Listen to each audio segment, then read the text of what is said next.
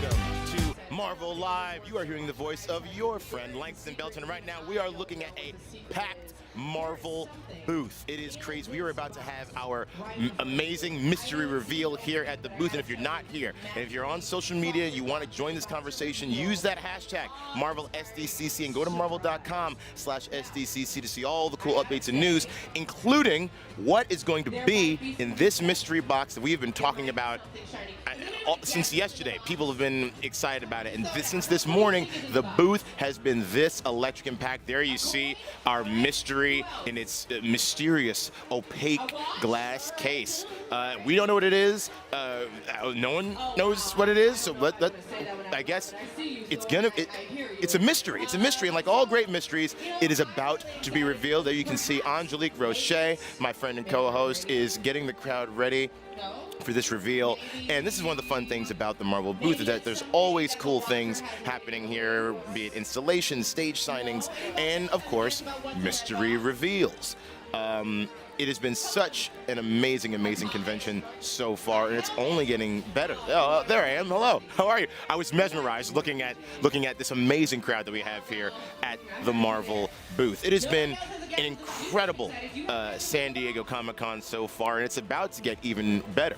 So let's go right now to Angelique Roche at the Marvel booth, getting the crowd ready for our mystery reveal. Very, very, very special guest is going to come out in just a moment, who might actually know what's in the box. Now, how excited are you to know what's in the box?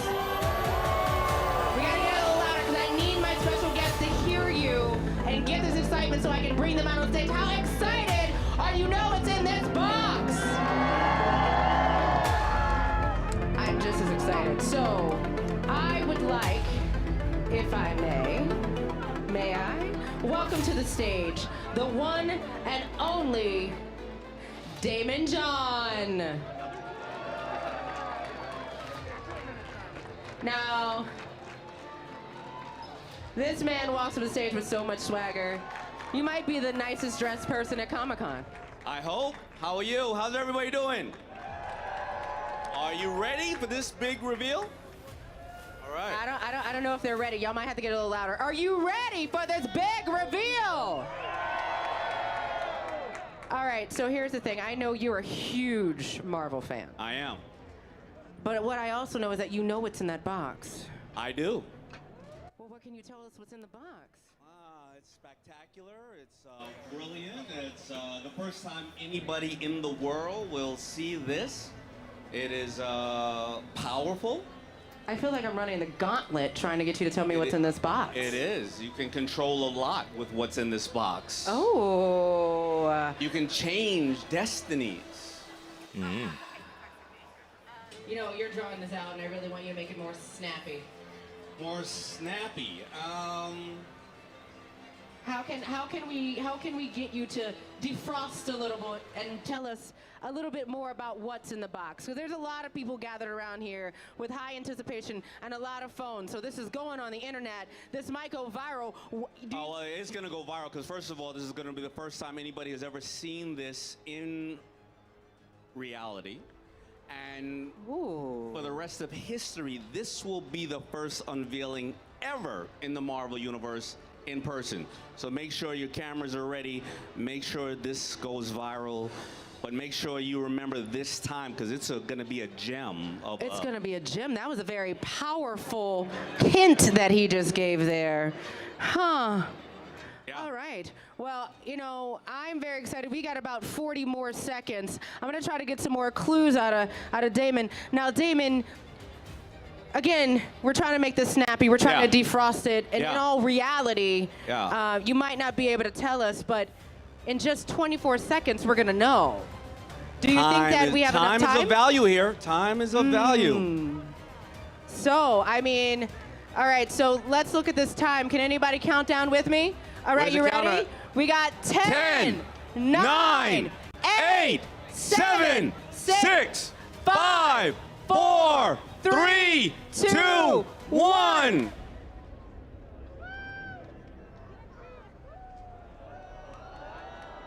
Well, that was a very powerful reveal. Oh. What are we looking at here, Mr. John? We are looking at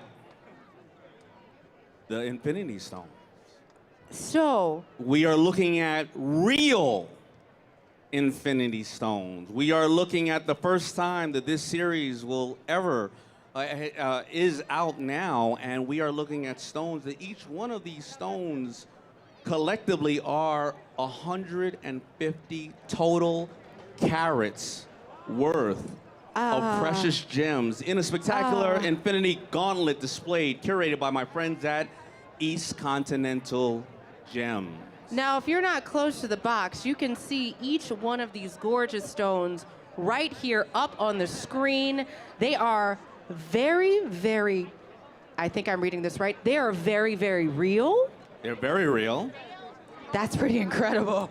Wait a minute. So you're telling me that my level of obsession right now, I can understand why Thanos would be this obsessed. All those stones are real. I have never even seen it. I wasn't able to see it in person. Nobody wanted to show it to me. All these stones are real. They must be but pretty precious. Let me tell you a little bit about the history of this, because at the end of the day, you're going to be able to go on, and you're going to be able, because there's going to be a limited amount of certified ones available to the public in drops, which we all know will increase, and it will be available to people at a certain, obviously, accessible way. Accessible very way. accessible. Because I don't know if these are accessible. I think one of them I can't even I think one of those is the size of my finger. Yeah, I can't even get in front of these. But you know, listen, I know a thing or two about big partnerships, and you do. This is one for the ages. ECG, a fourth generation family jeweler and gemstone collector, has brought the Infinity Stones to life in a partnership with Marvel. And the collection is some of the most rare and impressive gems from around the globe, created in real-life Infinity Gauntlet. Wow. Okay, so talk to me a little bit about where this idea came from, because you got to be a true Marvel fan. You got to truly love Marvel. You got to go to find these and bring them together in such a collection is pretty incredible. Yeah, well, this took years to collect the stones, and the idea really came from watching Marvel Studios' Doctor Strange, and Adam Murzoff, the vice president of ECG, saw the Time Stone and realized that he had an incredibly special and beautiful stone of his own that would be perfect to match the Time Stone. So he scoured the world for the remaining 5 stones, but just being a little bit nicer than Thanos, it took him years to collect and curate all 6 of the stones and put them in that gauntlet that nobody in the world has ever seen before, collectively together at this moment. I love this because, you know, honestly, I love jewelry. I'm not gonna lie. I love good nerd jewelry too. And I gotta say, I've never before been in presence of stones this big, these impressive. You know, how does the value of this compare to the run-of-the-mill diamond? Well, listen, I had to get my own education on this backstage. So each one of these stones is worth about 10 times the cost of most jewelry brands' diamonds of the same size. The total cost of all 6 stones together are upon request. We can't say that now, but where do we go? Where's the call? We're going to get the QR code up later, here right before we leave. QR code up. Let's get that up. You'll get that there for request. And I got to say, you know, for those who are familiar, let's talk about these gemstones, right? Yeah. Up here, we've got time, space, reality, mind, power, and soul. Up there, each represented for each of the gems. And, you know, Damon, I got to ask, now that you've seen them, now that they're revealed, do you have a favorite? I have a favorite. Mine is the Mind Stone, right? And the Mind Stone, the brilliance of that stone, the Mind Stone, the brilliance of the diamond is clearly and intense. The color is absolutely spectacular. Help me out. Which of the stones is your favorite and the most powerful to you? So I gotta say, I really, really, really love the Reality Stone. Reality Stone. I love a good natural ruby. And you know what? That's an actual good that's a segue for us to actually talk about each one of these stones. Yeah, well, I'm gonna break them down really quick. So the space stone, it's the blue stone, because you know I sometimes get stuck on which one. I'm not an expert in this area. And that's a beryl emerald? That is 31 carats. When you look at that in there, it is 31 carats, right? That's the space stone. The reality stone is it came from Mozambique, Africa. That is 15 carats. Now, by the way, the natural ruby. That's right, and the first stone came from Madagascar. So as you see, these collected from all over the world. And the purple one is it's 38 carats.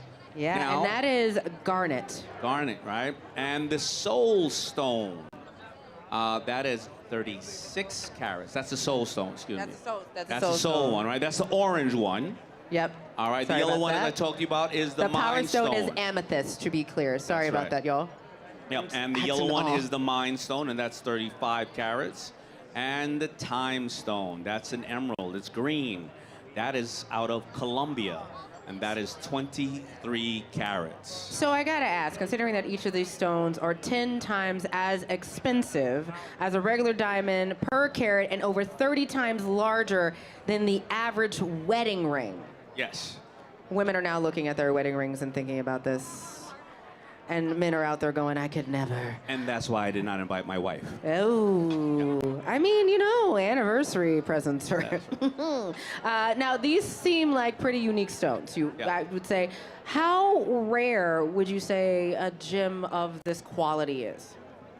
Well, as I was doing my homework, this collection comprised some of the rarest and most beautiful stones actually in the world. So extremely rare. And all of these stones are certified to prove their authenticity. So these stones, as they're going to be dropped in whatever capacity the gem is dropped, will be collector's items, but they'll be also generational items that can be passed down, generational stones that can be passed down through generations with authenticity. And of course, you know, hopefully they're going to be putting all the stones together, but you're not going to be able to get that at one time. They might be scattered. Oh, they will be scattered. They will be scattered. So here's the thing that I love. So for those of you interested in the stones that are actually in this gorgeous, one-of-a-kind, made just for this show gauntlet that you see right there, and you're taking all of these incredible pictures of, you can inquire by request for these stones. But also, you mentioned something a little bit earlier. You use this QR code right here. You mentioned something a little bit earlier, Damon. You mentioned this idea of accessibility. Because let's be honest, I don't know if I could possibly go to my bank account and afford maybe that right now. But, you know, it might be a little bit out of my price range, but there will be some other Infinity Gem collections available, as you mentioned, that will be accessible to folks.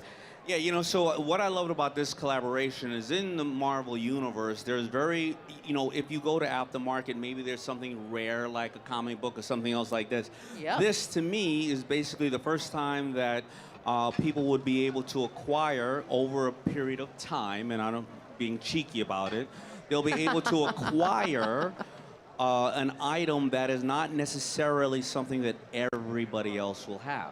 I love it. And be the first in history to acquire it. So it doesn't mean that anybody else had it prior. Yeah. Right? So then you have the authenticity of that. Imagine if you had, you know, one of the earlier or the first editions of the comic books, what that would be now. Oh. Right? Oh, there's some people who know. But many people here know. But imagine if you acquired the whole collection over a period of time, and you never know, maybe you could acquire a gauntlet that nobody else would have as well. And the power of Thanos? Well, you better think you have the power of Thanos no matter what, right? That's how you... Correct. That's how you control the world, right? And so for those of us who may not be able to acquire those, I do wanna say there are going to be future collectible gems and information that will be a little more accessible. And information about the purchase waitlist is available on the QR code as well on the screen. So snap a photo. Please do, because I'm gonna tell you, I'm gonna give it away Yeah. a little bit. In September, there will be a drop. Yep. And there will be a drop of 300 limited, and you will be able to, and they're gonna be gone. Yeah, they're going to be gone. They're going to be gone. I know that. I mean, your wife is actually going to get half of them. They're going to be gone, and I'm telling you right now, if you were able to make it out here, I believe that you will be able to probably acquire one of them. I agree with you. I think so. It's going to be that affordable because, of course, Marvel wants everybody to be able to participate in the universe. Because Marvel is your universe. You know, it's incredible to see the collection in person and up close. I invite everyone to take a picture, go by, check out the box. Marvel fans, you can follow along and see if there are any future mystery reveals from ECG on social at East Continental Gems. You can see the spelling of that right up there. And you know what? We will have the 6 Infinity Gems created with 6 real-life rare precious gemstones totaling over 150 carats and curated by East Continental Gems, a true once-in-a-lifetime viewing experience here for you to view for the rest of the weekend. And I want to say thank you so much, Damon John, for talking with us. And I want to tell everybody that I'm getting the QR code, so you better beat me to the punch, because I'm buying, I'm getting mine as soon as it comes out. And and I gotta say, these earrings, you know a little something about precious gems. I do know a lot about precious gems, and that's why I was here, because I want to make sure that I collect these and be able to hand them down to my family for generations, because I'm going to be able to collect all 6 over a period of time. I gotta say. And space. Oh. You're going to make that a reality? It's going to be a reality, for sure. The man's got a lot of soul. So, as we come to a close, I got to say, these are some of the most exquisite and beautiful gems I have ever seen. And honestly, I'm glad they're behind glass because I would definitely go down and do that gauntlet. Again, thank you so much, Damon, for coming up here. Thank you so much for East Continental Gems. Thank you so much. Thank you all. And make sure you remember, save this video. This is the first time in history this has ever been seen. And I cannot overemphasize that. Make sure you get that QR code. Thank you. Get that QR code. Thank you, Marvel, East Continental Gems. Thank you.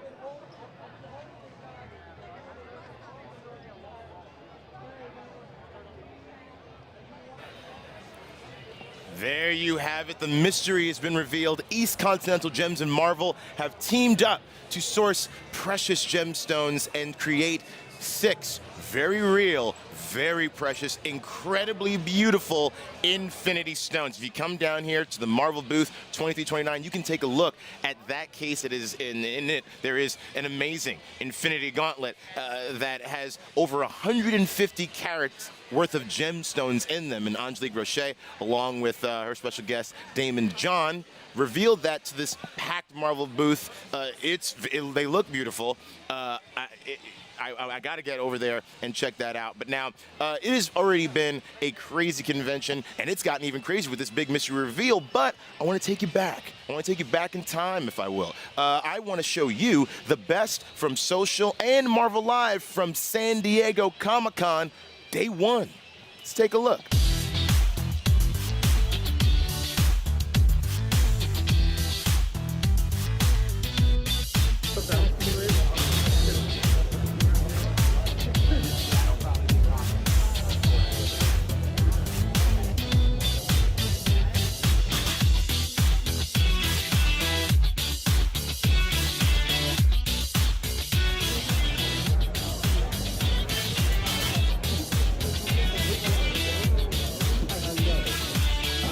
Carnage is on a journey of self-discovery just to see how utterly badass he can become in his pursuit to destroy Venom.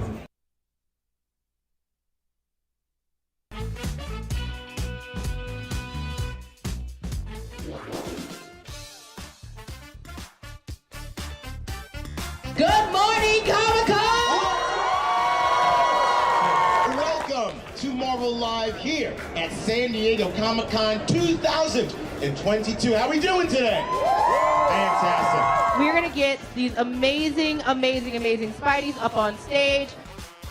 We're hanging out in the Spider-Verse, and I don't want to be anywhere else.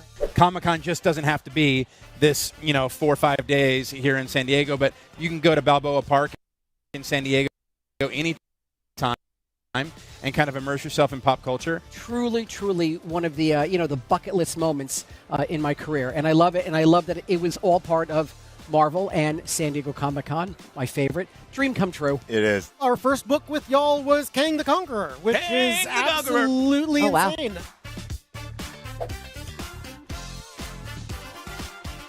So we have 3 pins at the show.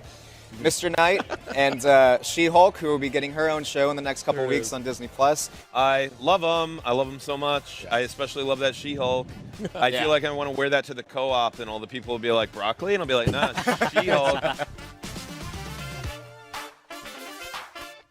Steve Rogers is both of our favorite superhero, like straight up. He was Colin's my very first comics I was ever getting through the mail. They were coming folded up and stuffed into my mailbox, just like you love a good comic. Getting to actually reread the comics was a real joy for me. I mean, What a pain. yeah, I know. What a job, right? What a chore. I got to get paid to read Spider-Man comic books.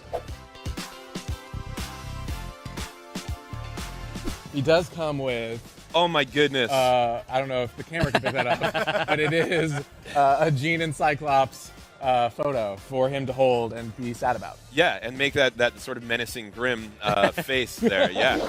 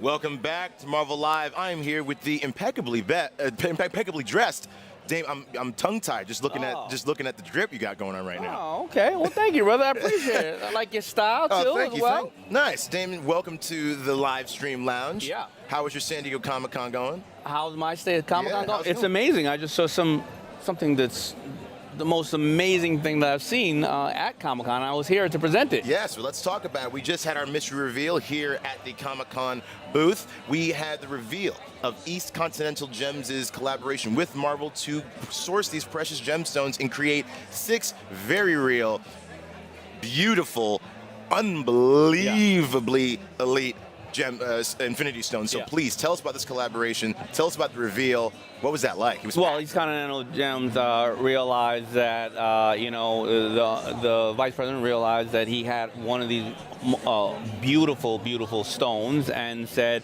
you know, this is really like an Infinity Stone, and then he spent a good amount of time traveling and finding the other 5 stones to match it around the world, and not in the Thanos way, right? No, in a very nice collaborative, way, in a very nice constructive, way. keep half the universe alive. Brought them all together here, and it is over 110 carats. That is how many carats are in there, and collectively put them together and decided that, you know, a lot of the Marvel fans in the Marvel universe, there are a lot of obviously ways to be part of the universe, but there are some collectible items that they can make that are luxury. They're certified. There's something that you can pass down generationally through your family, and they will put them out in a limited amount series, and you can collect them over a period of time and make them accessible. You don't have to be a gazillionaire. And think about it like this. Imagine if you had one of the first series of any of the comic books or anything that just first came out. This is something that you can say you were the first to have, and it's you know, obviously it has authenticity, and it's amazing. Nice. Well, I want to talk about your Marvel fandom, if you would. Give us your, let's say, origin story, how you came to Marvel. What was your earliest Marvel memory, let's say? Ooh, earliest Marvel memory had to be 5 or 6, looking at the cartoons of the Avengers Wolverine. I don't know, Thor. I have no idea where it came from. I mean, that was just my world, and it still is my world, right? And just, you know, I'm so happy that I have been around on this planet long enough to see it come literally to life. Right. So I've always been a Marvel fan, huge Marvel fan. And I'm going to be one of the people collecting one of these, or every stone when they drop. I know that there's going to be a limited amount. 300 stones drop in September. But you got to get on the, you know, you got to get on the list and or the QR code or whatever the case is to get the information on when the timing is and the time stone. I mean, we can have fun with this forever. It is the gift that keeps on giving. And it's just, like you say, collectors are going to love this. And they kind of get to live their Thanos dream of actually, you know, taking their time and getting all these stones and the joy of putting another one in the gauntlet, so to speak. Yeah, and you never know how this will, you know, roll out, because after a while, I'm sure that if you collect all 6, there obviously may be, you know, gauntlets being created and various other things. So this thing is, I hate to say it, endless. But, you know, yeah. Well, Damon, thank you so much for joining us here on the Livestream Lounge, and thank you so much for helping us to reveal this amazing, amazing, amazing collaboration between East Coast Gems and Marvel. It's been so good talking to you. I want to know more. Now, I just want you to know, if you do get all 6 stones, be kind. No, if I get all 6 stones, I will be able to control all the sharks. Ah, okay. All of them. Oh, good. Right. Well, now, let's take one last look at that beautiful, beautiful gauntlet and those beautiful stones. And stay tuned for more here from Marvel at San Diego Comic-Con 2022. Welcome to Marvel Unlimited. Explore the Marvel Universe. The characters you know. The stories you love, all for a low price, all in one place, all at your fingertips. This is Marvel Unlimited.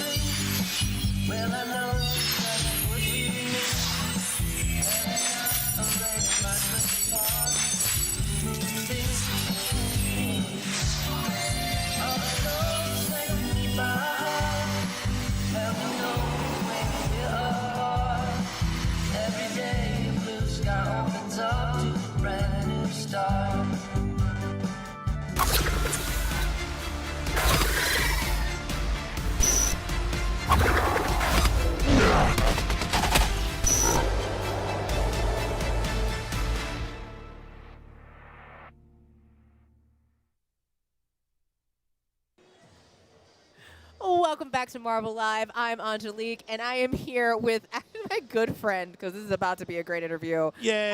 The ever delightful, huge Marvel fan, amazing writer, Dan Slott. Zeb Wells. Hi. Zeb paid you to say that, didn't he? Yeah. Okay.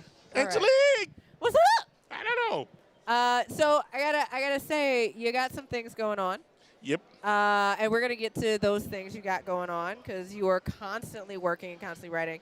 But I want to talk about, because I have actually learned a couple things about your origin story at Marvel. Oh no. You know, one of the great things I love about Marvel history, and particularly Marvel folks of a certain era. Era. Seasoned. We're gonna use era. You know, you happen to be one of those incredible folks that did actually start and had a couple positions at Marvel before you became a Marvel writer. Gosh, I was a fake college intern. A fake college intern. I was a fake college intern. Okay. I got into Marvel's internship program. I heard about it, but by the time I heard about it, I had just graduated. And back in the day, it was an unpaid internship, and you were paid with a college credit. And I applied, and they said, "What college are you going to?" And I went, "I just graduated from." They went, "We can't take you." And I was like, and then I left. And then I came back 6 months later, and they'd forgotten me. And they said, "What college you go to?" And I said, "The college I graduated from." And I got a professor to write up a thing saying I was getting it as a postgraduate credit. And they brought me on board. They went, "Okay, you get to be a college intern." So you were a college intern, but I Fake also college intern. A fake college intern. They did not know that. Well, now they do. Well, no, because they offered me a job. And Yeah, I they was said, about to say you got a job. yeah, they said, "We want to hire you, but we can't because you have to go back to college." And I went, "No, I lied." And then they went, "What?" And I brought in my college diploma, and they went like, "All right."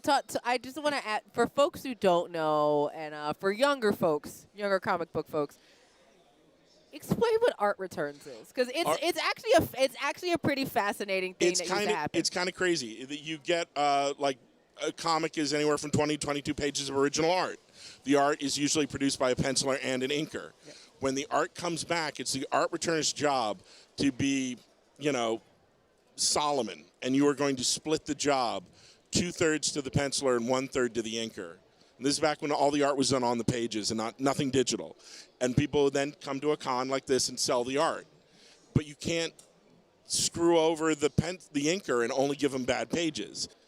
It was great, and sometimes the artists would come into the office and they'd just hang out with you while you were getting them their art, and you'd be talking to all these famous artists. Wow. And near con season, you're their favorite guy because you were the guy giving them back the art. So you went from art returns. Art returns, assistant editor. And now you are writing, and you're currently working on Amazing Fantasy number 1000. This book is incredible. Nick Lowe and the Spider-Man office have put it together to celebrate Spider-Man's 60th anniversary, and it is a murderer's row of writers and artists. There are people like Amanda Nucci who worked on In the Loop. He did Veep, and he's writing. Neil Gaiman, comic book luminary, and Jonathan Hickman is doing stuff. Everyone on this is so good. That you have to bring your A game. I love it. You can't. So I'm doing a story with Jim Chung, and it's one of my favorite Spider-Man things ever. If you get one shot to do a 60th anniversary story for Spider-Man, doesn't matter if you've written them for 10 years. You bring the A game and go, yeah, here's the best shot. I don't want to go, oh, hey, Neil Gaiman, my story's right after yours. I hope it's not in the lineup. Well, I got to ask, you are a lifelong Marvel fan. What does it mean for you to be part of this murderer's row of phenomenal writers and artists? It is scary.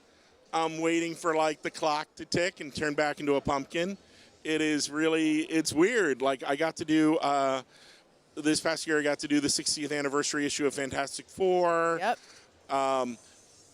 Zeb and Nick and everyone was really nice on Amazing Spider-Man 900, and they let me do a little short story with Marcos Martin, so it keeps the streak going because I wrote Spider-Man 600, Spider-Man 700, and Spider-Man 800. So now I get to squeak in there and have a little 2-page story in 900, and I just have to live 4.5 more years, and we can get to Spider-Man 1000, Amazing Spider-Man. So that's my only reason for living, Angelique. It's it. This is what I have.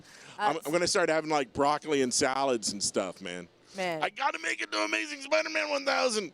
4 years. So you're a Comic-Con pro. You've been at this for a while. Like, you've got tips, you got tricks. But we're back. We're back after a couple of years. What are you most looking forward to being here in person, Comic-Con? Okay. Ever since 2005, every panel I've done, how to break into Marvel Comics, what's your favorite superhero, Spider-Man panel this, Spider-Man panel that. With every panel I've been on, someone at the Q&A goes, when are you going to write the Reckoning War? It's over. You can't ask that question anymore. It's been written. It's done. It's done. So I'm really looking forward to getting a new question at the Q&A. All right. Something to surprise All me. right. You that has heard it nothing here. to do with the Reckoning If War. you're coming to any panels with Dan Slott, come with a new question. New question. He's ready for you.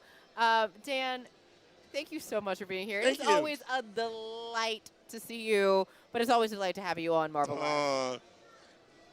It's great being here, Angelique. Marvel, your universe. Make sure you're staying tuned to Marvel Live. We've got so much more to come, and we'll be back.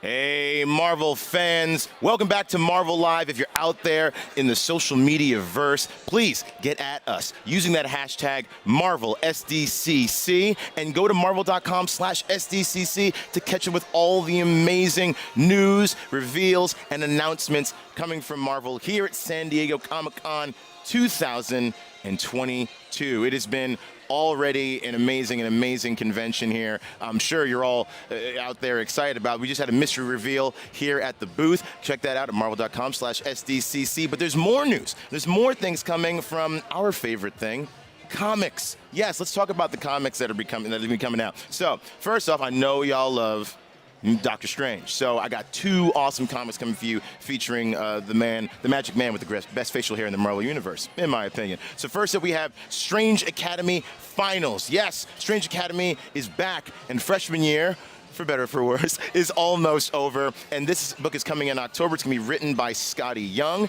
with art by Humberto Ramos, and it is going to be awesome. Speaking of Doctor Strange, we also have Doctor Strange Fall Sunrise. What an amazing title. And that's going to be a limited series coming in November, written and illustrated by the incredible Tradd Moore, who you might know from Silver Surfer Black. And that's going to be an awesome story where Doctor Strange wakes up in a world that is not his own. He has to face an entire new universe of blades and mystery. And he has to use all of his magical prowess and magical know-how to find out what is going on in this new world. So you're going to want to check that out. And then I'm very excited because, of course, we are celebrating 60 years of the wall crawler Spider-Man here. So Spider-Man, The Lost Hunt, which is going to be another limited series coming in November, written by J.M. DeMatteis, is going to be diving into the backstory of a beloved Spider-Man villain, Kraven the Hunter. Yes, the man with the best vest in the business. We're going to be talking about his history as someone from his past crosses paths with Peter and Mary Jane in Portland. So all my Portland fans,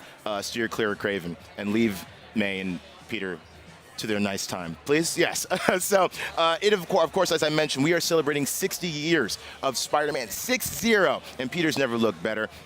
And it has been like a big Spidey celebration here at the booth. We yesterday had the Beyond Amazing cosplay photo op featuring Marvel fans cosplaying as Spider people from across the Spider-Verse coming here to celebrate the wall crawler. And I got to hang out with two of the curators and some of the team behind Beyond Amazing Spider-Man the Exhibition, which is an amazing exhibit happening at the Comic-Con Museum, which is just a short drive from the convention floor. That is a massive interactive celebration of Spider-Man. That was an amazing, amazing thing. Now, let's say you are one of the people out there that may not know who Spider-Man is. I'm talking about Spider-Man and walls and Spider-Verses and crawling, and you're like, Langston, what are you talking about? Well, here's a little handy-dandy explainer video in case you don't know Spider-Man.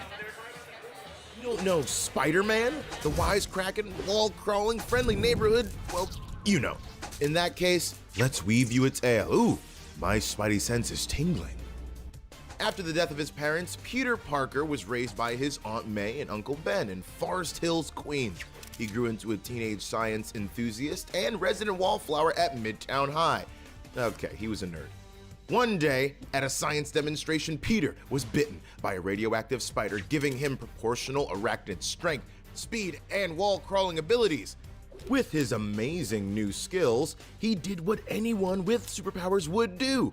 Professionally wrestle.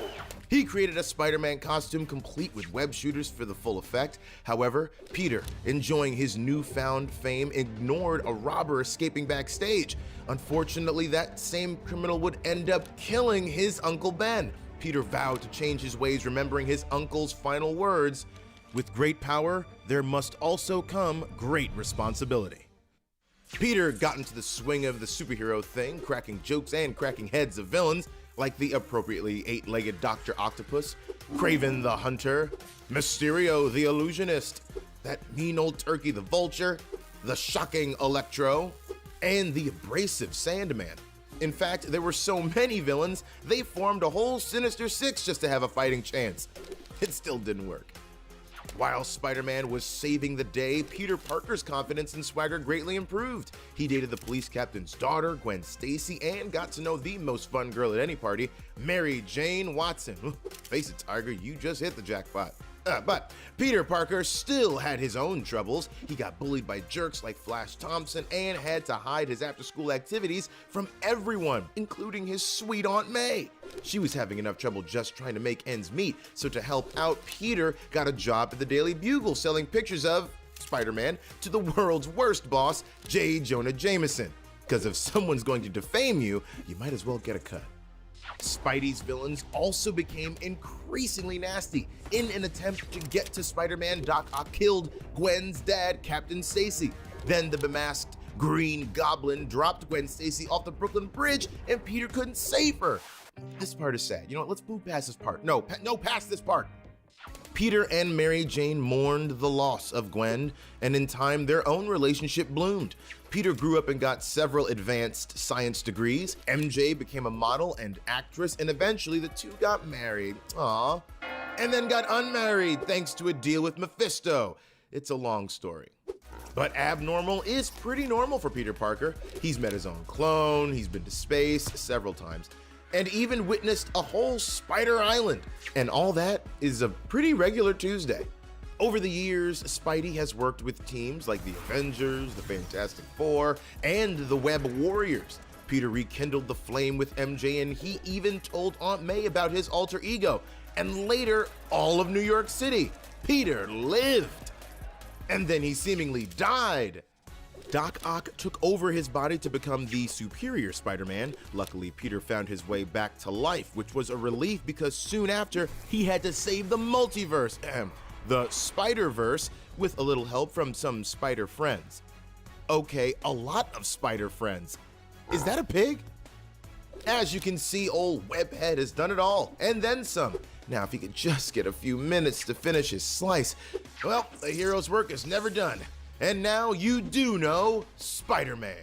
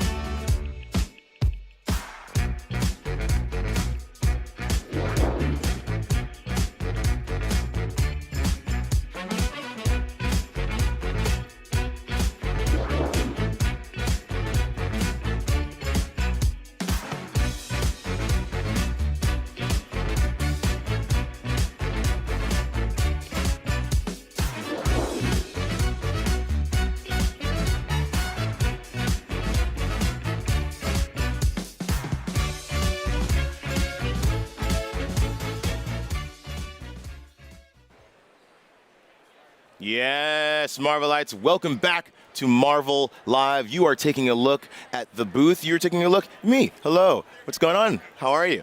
You're out there somewhere. What's going on? It's been great. So, welcome to the booth.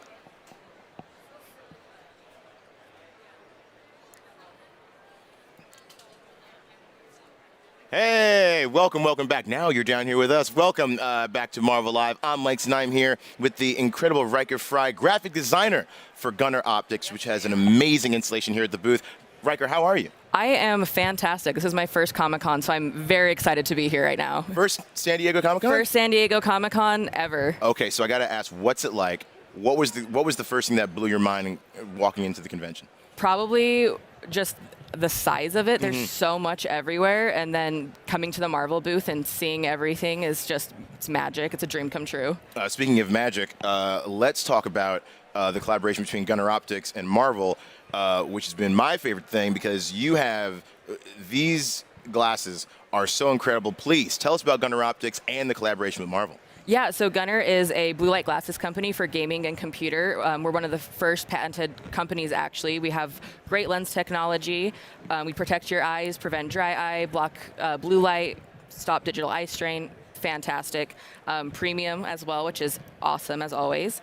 And yeah, we have our amazing Marvel collection that we dropped and we're revealing here at Comic-Con.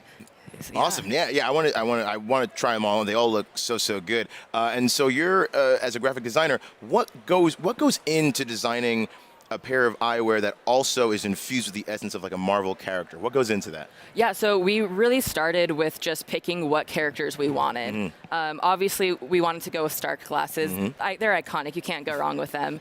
And then we kind of settled on Miles Morales and Black Panther. With like the movies coming out, they're some of the hottest characters right now, and they're characters that, you know, in the office we all love and enjoy. And then we wanted to throw in a classic Spider-Man for Beyond Amazing to also celebrate the 60th anniversary with everyone else. Awesome. So I almost wonder, what is your origin story as a Marvel fan? What got you into Marvel?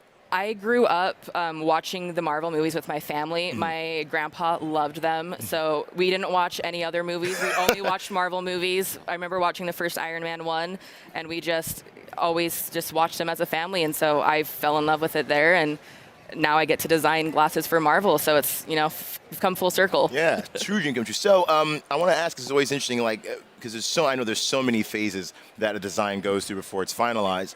Is there any design that really hadn't changed since the initial visualization that it came into being and you were like, I think we got it? Is there one like that? Yeah, it's probably going to be this Miles Morales one. This one, right off the bat, that was one of the first ones I designed, and everyone really liked it. I mean, it feels like you're putting on his suit almost, which is what we were kind of going for. We really wanted to make something that was stylish and nerdy enough to be Marvel, but not so over the top that you didn't want to wear it out in public or anything. So that was really the only one that hasn't changed drastically. So cool. I like this. So that's interesting because what is it like finding the balance between being nerdy and fashionable, having it almost be like a subtle signal to your fellow nerds like Miles Morales?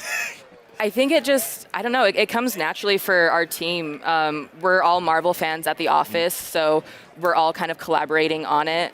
Me and the other designer at our company, Darren, we're huge Marvel fans, so we're sitting and talking about, you know, the perfect balance that we can get, and so, you know, we kind of just popped it out, and yeah. It looks so good. Yeah, and also, I mean, and every time I look over, people are taking pictures, walking around the display that you have here, the installation.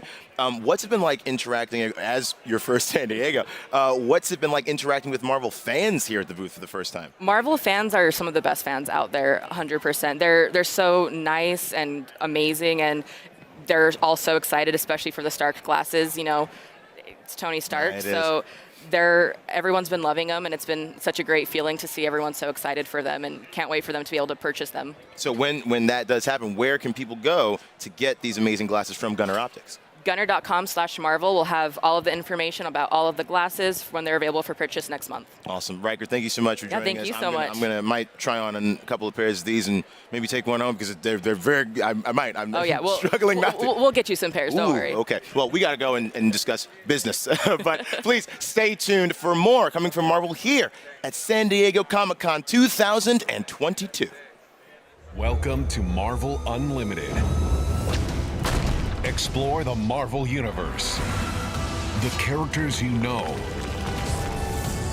The stories you love. All for a low price. All in one place. All at your fingertips. This is Marvel Unlimited.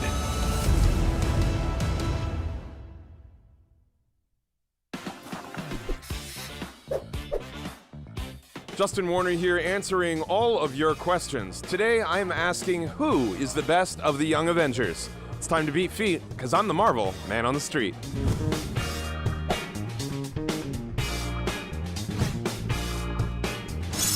I want to know, and so does the internet, who is the best of the Young Avengers and why? Oh, okay. America Chavez. Clearly, because you can punch holes in other dimensions, and that rules. I'm gonna have to give it with Spider-Man. His movies, his suits, the bad guys he fights. So it's awesome. Obviously, I'm gonna have to go with Wiccan for several reasons. The first of which is he is my acolyte, he's my student, so it's gotta, I have a soft spot for him. Well, Wiccan's the best Young Avenger. Why? Because I love witchy stuff. America Chavez? Yes! Oh, she's my favorite. Why? Because, I'm from Mexico, and I think that she's somehow giving us some representation back from where I'm from. Hulkling's the greatest of Young Avengers.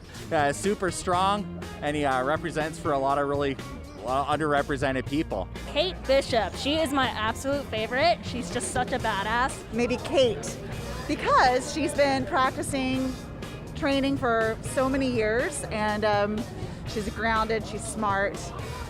Kate Bishop. You looked at me like, duh, of course it's Kate Bishop. Why? Because 1, she's female. 2, bow and arrows. Thank you. Well, there you have it, my friends. After exhaustive research and the beating of much feet, the clear answer is Prodigy. Justin Warner, signing out.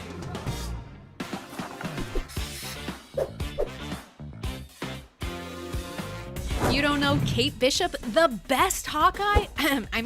The other Hawkeye? Well, let's take aim and get to the point, because she's an archer. Get used to it. Kate Bishop was raised by her often absent magnate father, Derek Bishop, and her mother, Eleanor. Kate's childhood, though lavish, became difficult when her mother passed away. Things got even worse when Kate was attacked in Central Park. She went to therapy and self-defense classes to get back on her feet. So, when criminals busted into her sister Susan's wedding, Kate knew how to spring into action, as did a group of young heroes. She realized, hey, I could get into this superhero thing. Tracking down these newbie superheroes, she borrowed some abandoned gear from the then-missing Hawkeye and Mockingbird and made a case to join their team.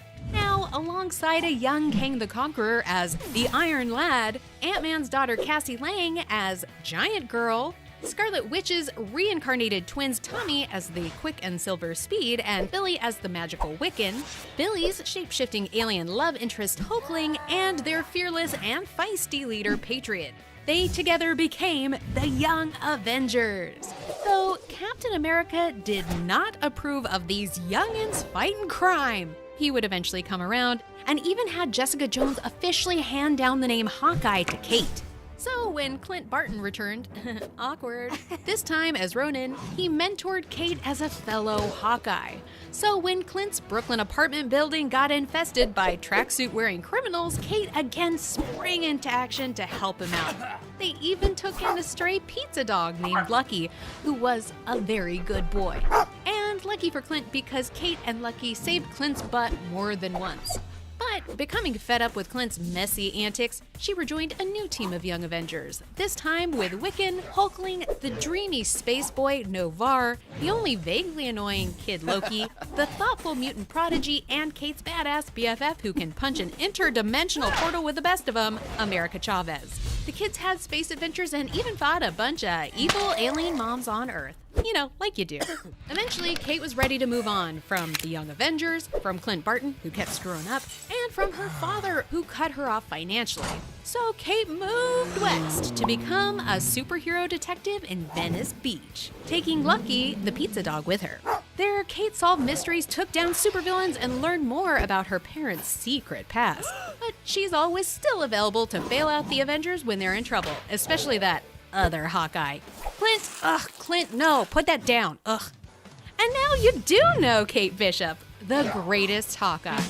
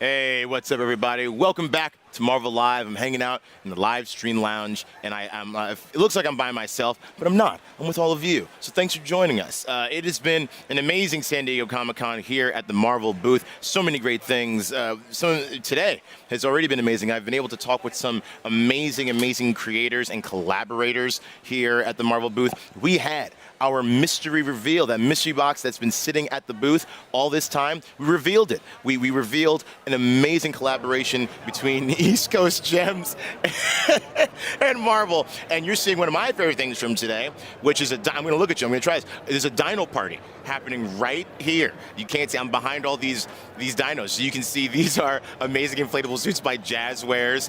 They have partnered with Marvel as well to create a Venomosaurus Rex and a Spider Rex for us here at Comic-Con. There's an entire dino party that I want to be a part of, but I want to hang out here with y'all. Also, I don't know if that Venomosaurus is safe, but it's fine. It has been also awesome celebrating 60 years of Spider-Man, of the Wall Crawler. It has been a spider celebration. We had the Beyond Amazing Cosplay photo op featuring Marvel fans cosplaying as Spider people from across the Spider-Verse coming together to show their love for the Wall Crawler. And then they got to take really maybe the coolest picture you could take if you're cosplaying as Spider-Man. They got to take a big, almost like splash page like photo on the stage, and that was really cool for not just the fans on stage, but the fans in the booth, because of course cosplay is one of the things that gives life to Comic-Con, and especially the Marvel booth with all of the amazing interpretations of all the different heroes and villains and characters, and you see mashups. You get like, we got dinosaurs with symbiotes and Spider Rexes. It's a party. It's maybe the best thing that I've seen all day. They are taking, I want to look at you, I want to hang out with you, but there's so many inflatable dinos right here that I just want to go over there. And there you see the Marvel booth. You see all the cool things, including our MCU costumes that are hanging out on the side. You got to come down every day because those get switched out, and you get to see some of the amazing detail and artistry that has gone into bringing your favorite Marvel characters to the big screen. Now, we have a very cool Jazzwares Spider Rex and Venomosaurus presentation, and my boy, your friend, celebrity chef Justin Warner, is going to take that away right now.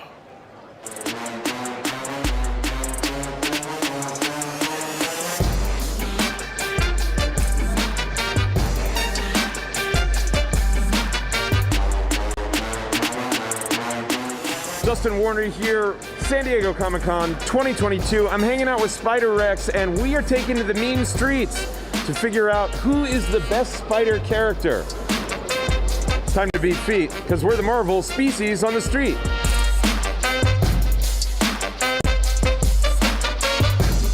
Justin Warner here, back in the mean streets of San Diego Comic-Con, asking the most important questions, such as, who is the best spider character?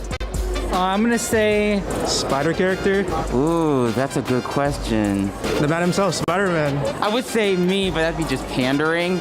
Miles Morales, Spider-Man. Why is that? He's just great. There's so much depth to his character. He's so well-rounded. He's just fantastic. He's my favorite. What do you think about Spider-Rex? Spider-Rex is cool.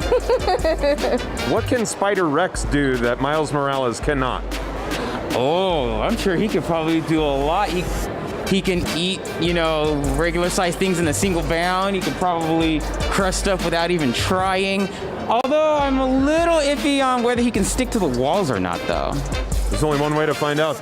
Let's go, Spider-Rex.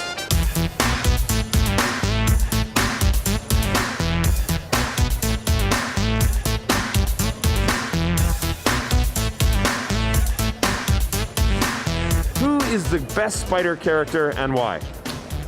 It's gotta be Peter Parker and the original series. Personally, for me, I'm just into the classics. I like Peter Parker version just because it's what I grew up with personally. Oh, by far, for me personally, it's Carnage. Yeah? Mm-hmm. Yeah. Why is that? I mean, he's awesome. He can turn himself into a weapon and make swords and knives, and he's a psycho killer. I mean, Spider-Man. Without him, there'd be no universe, right? I'm gonna go original, and I'm gonna say the original Spider-Man is the one it's my favorite, Ditko. But but I like Mike Morales a lot as well, so. Awesome. What do you think of Venomosaurus? Choose your words carefully. Dangerous? Oh, it's gonna be great. He's cute. Wow, quite a compliment, big man. Well, there you have it, my friends. If you like these costumes, you got to check out the Jazzwares booth at 3513 here on the Comic-Con floor. Justin Warner and a symbiote on the street, signing out.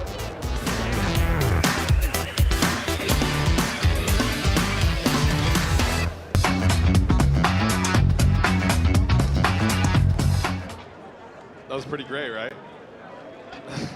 You know what they say, with great power comes great inflatability. Come on, guys. That was great. They wrote that for me. It's right here on the card. Anyway, my friends, you just saw, and now in real life, the Marvel Spider-Rex and Venomosaurus costumes from Jazzware. And as you can see, they really turn heads. Although I don't know if y'all can turn your heads. You can turn your heads slightly.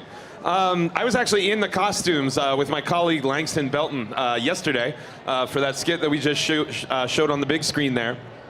And the thing that I love about these is because they're inflatable, you can pack them in a suitcase very easily, and there's a lot of air circulation in there because there's actually a cool little pump that keeps them inflated.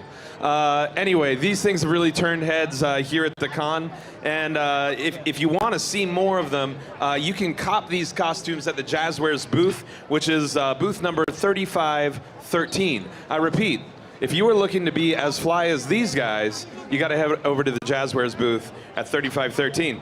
And, as you could see from the video there, they are great conversation starters. And sometimes stoppers, dead in your tracks. Anyway, thank you all for hanging out here with us at the Marvel booth. I'm Justin Warner, and this clearly is Marvel, your universe.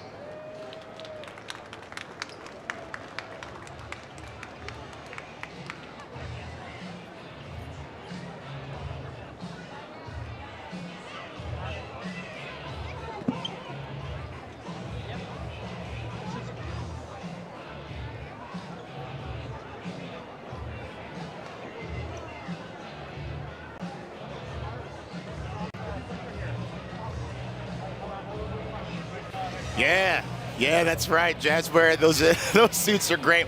And we here, of course, in Marvel, we love Easter eggs, right? That's true. It was me, Justin Warner, and myself in those inflatable suits, and you gotta get one because it is so fun to be a Venomosaurus or a Spider-Rex. It was very fun to hang out with people, see the smiles on children's faces as they got to see it in giant symbiote bonded Tyrannosaurus Rex. It was very, very fun, and it was actually really awesome to hang out with Justin and goof off on the floor as only really we can. When they approached and said, "Hey, do y'all want to wear these awesome Jazzware inflatable dino suits?" We leapt at the opportunity. We looked at each other and we were like, "You better not keep us out of those because they're very, very good. They're very good." It was this, and now you can see this is what it was like getting into those. It took a village, as you can see. They're really cool because you put them on and there's a small fan that inflates the suit around you, and then there's like a little mesh visor. Yes, that's me explaining how this works. Very excited. And then we had the awesome folks from Jazzware come and help us out, keeping those suits inflated. And there you see, those are fully inflated Jazzware suits. We were interacting with fans, we were hanging out, people were taking pictures. It was the best. And we didn't really move that far, but it felt like the whole convention came to us, as you can see.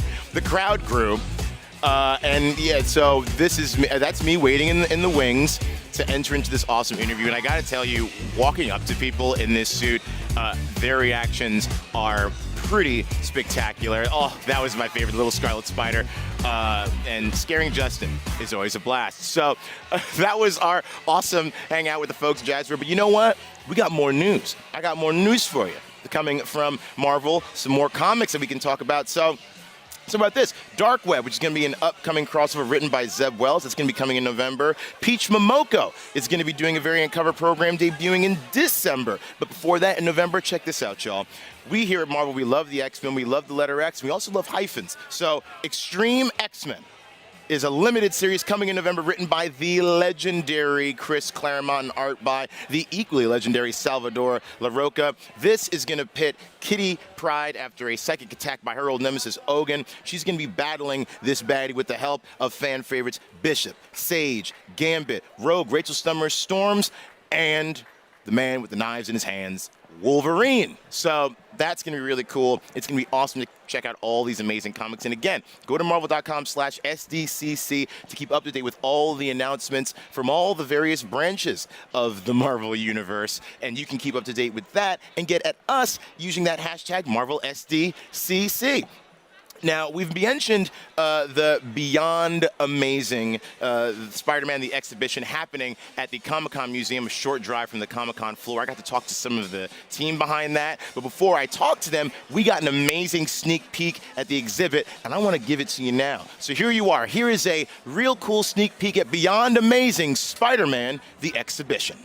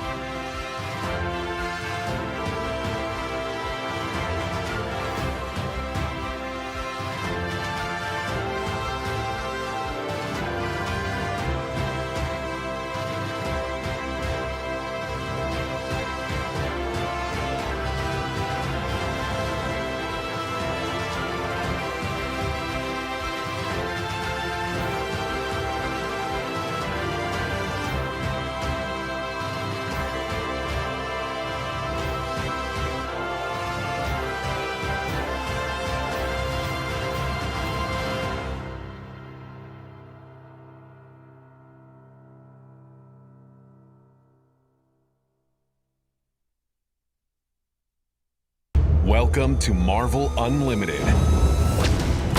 Explore the Marvel Universe. The characters you know.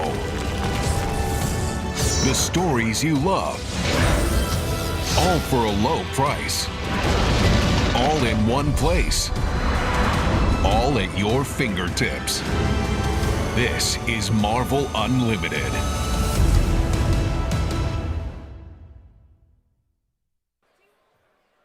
What's up, Marvel fans? I am here with the incredible Uze Kim, the Chief Marketing Officer for Inkbox. That has an incredible activation here at the Marvel booth. Hey guys. How are you, Uze? How are you? Welcome. I am so excited. I grew up as a Marvel kid, so to be here as an adult in the Marvel Lounge, I'm just like, boom, like mind whoa. blown. Yeah, So put it back in because I want to pick that All right, brain. we'll try. So Inkbox has a really cool installation here at the Marvel booth. We are giving out temporary tattoos. I got one already.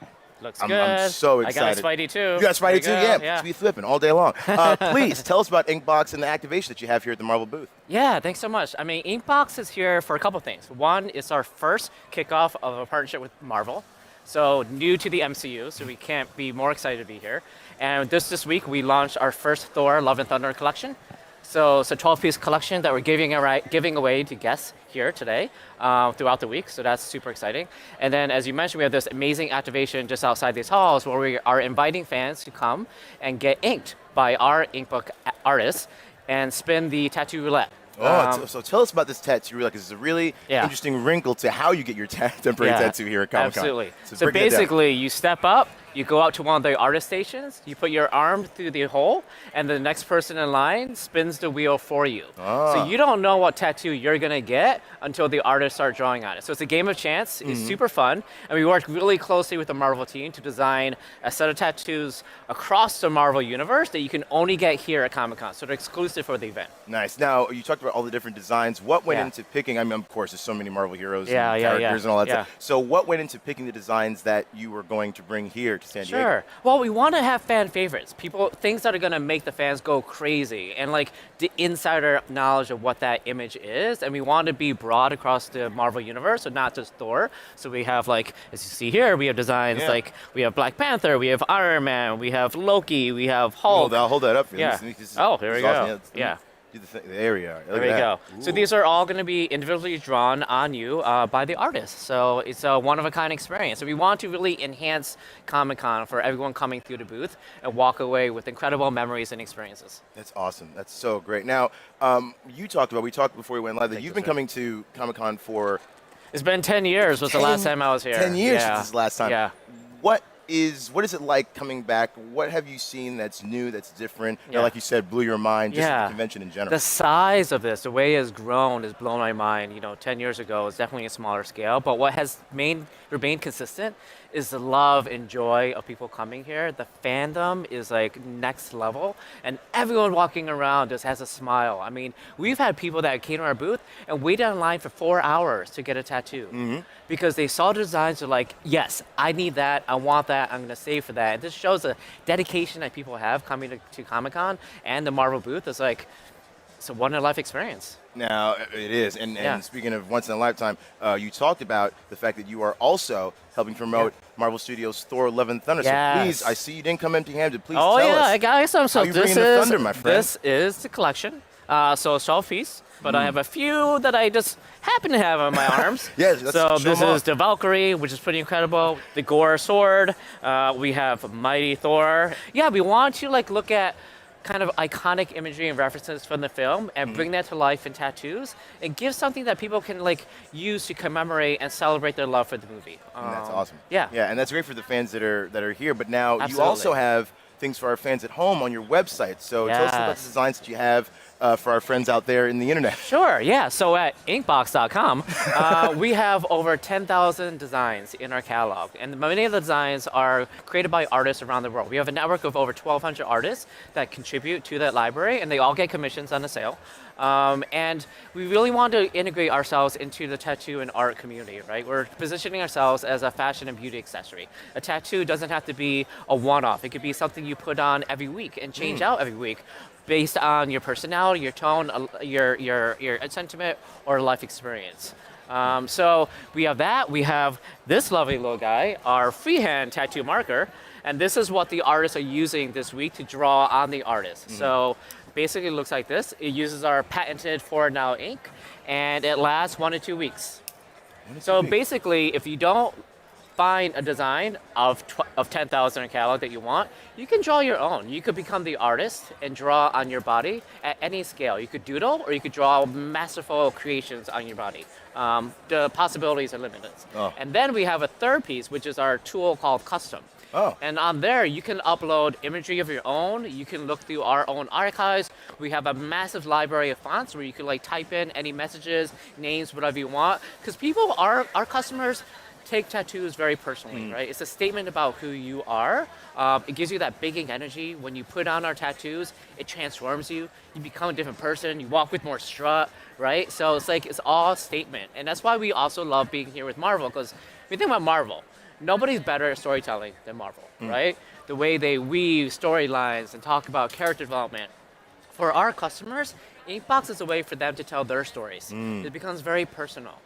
So it could be serious, it could be deep, it could be funny, it could be irreverent.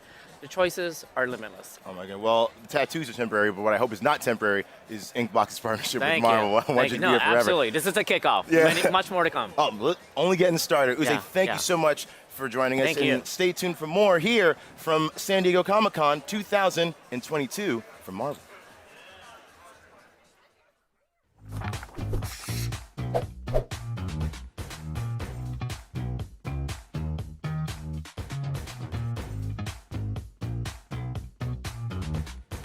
Well, I hope you got some energy, and I hope that we have some amazing fans of Cable and Deadpool out there right now, because I want to give a big Marvel warm welcome to the writer of the thrillingly epic graphic novel Deadpool Bad Blood, as well as many other Marvel classics, Rob Liefeld.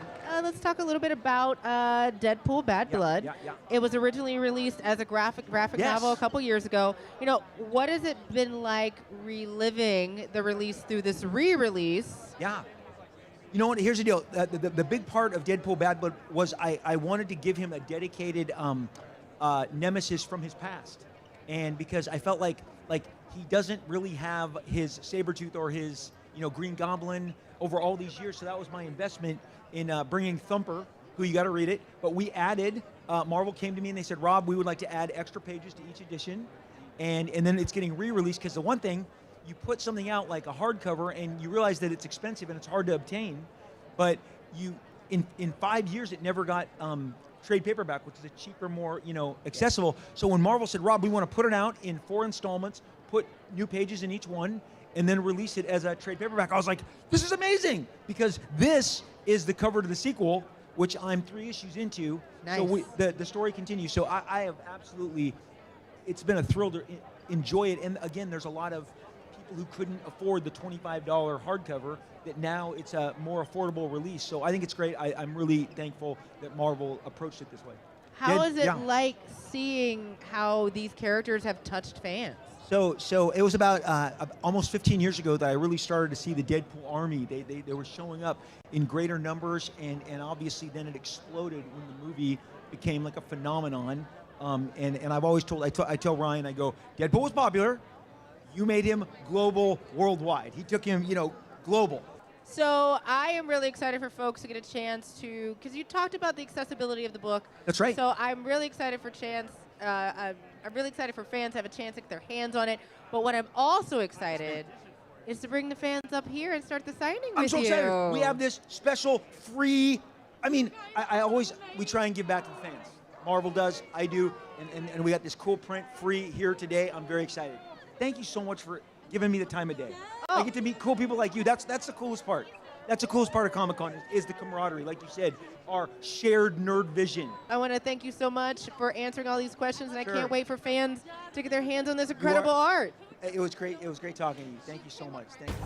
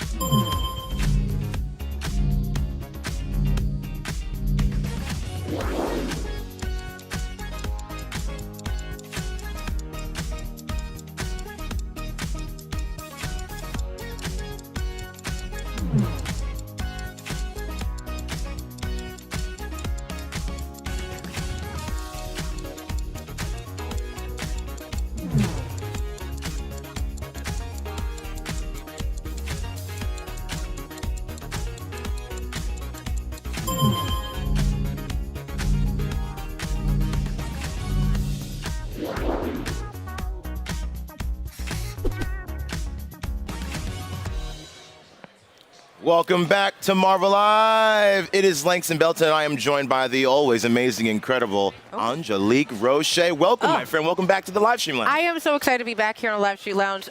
This has been such an incredible Comic-Con so far, and honestly, man, I love being here. It's great. You did a big mystery reveal earlier. I did. It was packed. It's the most people I've seen at this booth. It was a lot. It was a lot. Should have been, because whoo, was that a spectacular surprise that was in that. It was. But we'll talk about that later. Oh, no, there's more of that. But I think what I love about Comic-Con, and I think everyone loves it, is the merch. It's the cool stuff, the exclusive stuff you can get here only at San Diego Comic-Con, and you got to get down here to do it, 2329. I think we have some. We do. We have a couple of things. Let's tantalize, right? That are extremely exclusive. This is a Peach Momoko variant cover. I mean, I love Peach Momoko's work so much. And God, so I don't know. We also have. You're gonna nerd out for a second. I'm trying not to nerd out. This incredible La Roca variant cover of Wolverine, which it's like pure, broody Wolverine. You can only get those here at the Marvel booth, but also, and I want you to be careful as you hold this. I mean, look. Just don't open it. Don't open it. This exclusive Scarlet Witch Darkhold Journal, which is absolutely amazing. It exclusively here at the Marvel merch booth, which is right across from the Marvel stage. It's got its own booth. There's so much dope stuff. It's got its own booth this year. So make sure you come down to the Marvel stage and the Marvel booth. Check out the show. Go get the merch. There's lots of cool things. I'm gonna give this back to you because I can already feel myself getting corrupted. Like I'm not trying to get in trouble. Well, it's yours now. Like, and I'm so sorry. All that's yours, including that Darkhold. There's awesome stuff to buy here. One of the things that I got to say, maybe my favorite, the Jazzware inflatable dino suits. We got a Venomosaurus and a Spider Rex. They're very fun. I got to wear one. I was about to say, you got to put on this suit, and I feel like there is video proof of Langston in this suit. I want to. Can we throw to that? Yes, please. We sure can.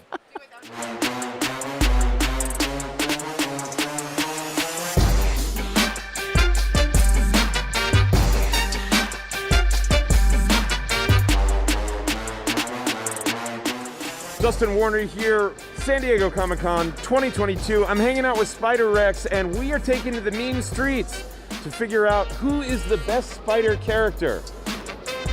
Time to beat feet, because we're the Marvel species on the street.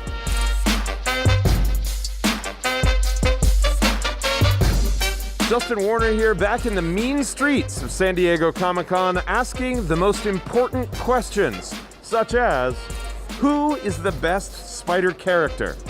I'm gonna say Spider character? Ooh, that's a good question.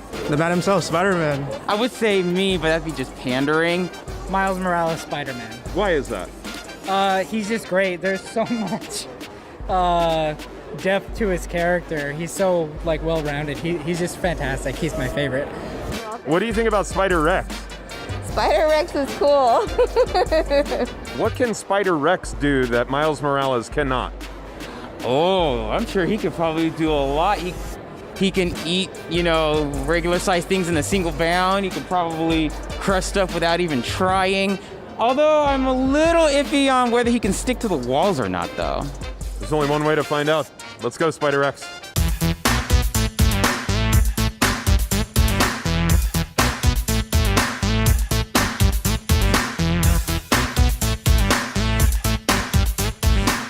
Who is the best spider character and why? It's gotta be Peter Parker and the original series. Personally, for me, I'm just into the classics. I like Peter Parker version just because it's what I grew up with personally. Oh, by far, for me personally, it's Carnage. Yeah? Mm-hmm. Yeah. Why is that? I mean, he's awesome. He can turn himself into a weapon and make swords and knives, and yeah, and he's a psycho killer. I mean, Spider-Man. Without him, there'd be no universe, right? I'm gonna go original, and I'm gonna say the original Spider-Man is the one it's my favorite, Ditko. But but I like Mike Morales a lot as well, so. Awesome. What do you think of Venomosaurus? Choose your words carefully. Dangerous? Oh, it's gonna be great. He's cute. Wow, quite a compliment, big man. Well, there you have it, my friends. If you like these costumes, you got to check out the Jazzwares booth at 3513 here on the Comic-Con floor. Justin Warner and a symbiote on the street, signing out.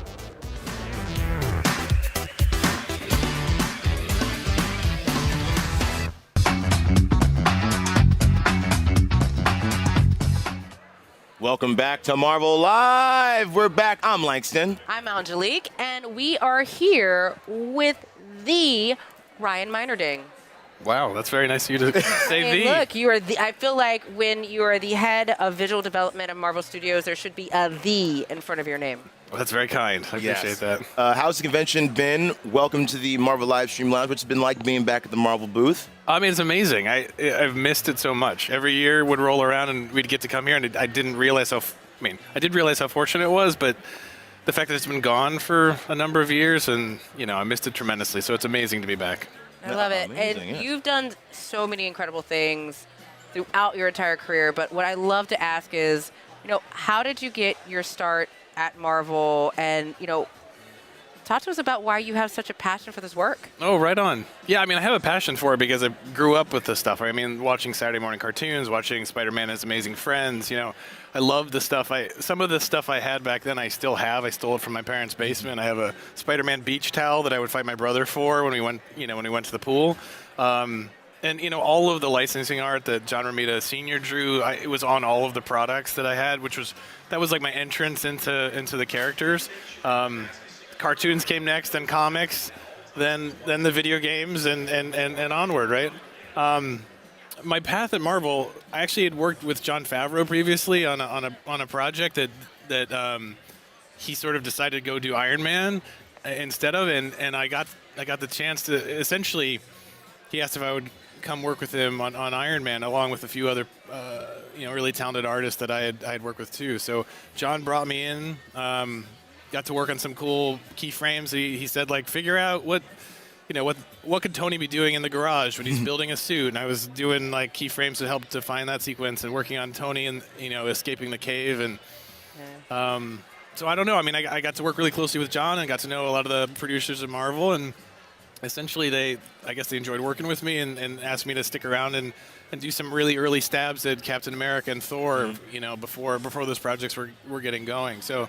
I don't know. It's been around 16 years and a lot of projects, and I've considered myself to be one of the most fortunate people on Earth. Yeah, and we're fortunate to have you working with Marvel because we have you to thank, and the Marvel fans have you to thank for helping to bring these characters to life. So I want to talk about that process. What is it like taking a character from a page and going, okay, I have to make this into a real three-dimensional person that's going to wear this suit, that's going to be on an actor? What goes into really going from zero to that finished product? It's different with every character because each movie we try to obviously look at through the lens of what's going to make this character really work. In the case of Iron Man, I mean, a lot of that was we knew we had to design something that felt like a higher level of precision than what people were used to with just normal suits of armor. So the idea of designing it with an eye towards almost car design. So some of the amazing artists that worked on that, like Phil Saunders and Adi Granoff, we were always just trying to make it look as precise and amazing as possible. And we would do drawings, show them to Kevin and John in the early days, and they would say, we like this, we don't like this, we want to change that. And we would fix it in the illustrations and designs, and then we would build it in 3D. And the idea of taking that drawing, bringing it in 3D in the computer and fitting it over Robert and seeing how he looked in it, and essentially then the place like Stan Winston Studios or Legacy Effects would 3D print that and actually put it on him and test it out. In the case of all the other characters that are more costume based, or like one like Thanos or the Hulk, it's a similar process where we're still doing drawings and paintings to show stuff early, get people's read on it, understand what versions they like from the comics.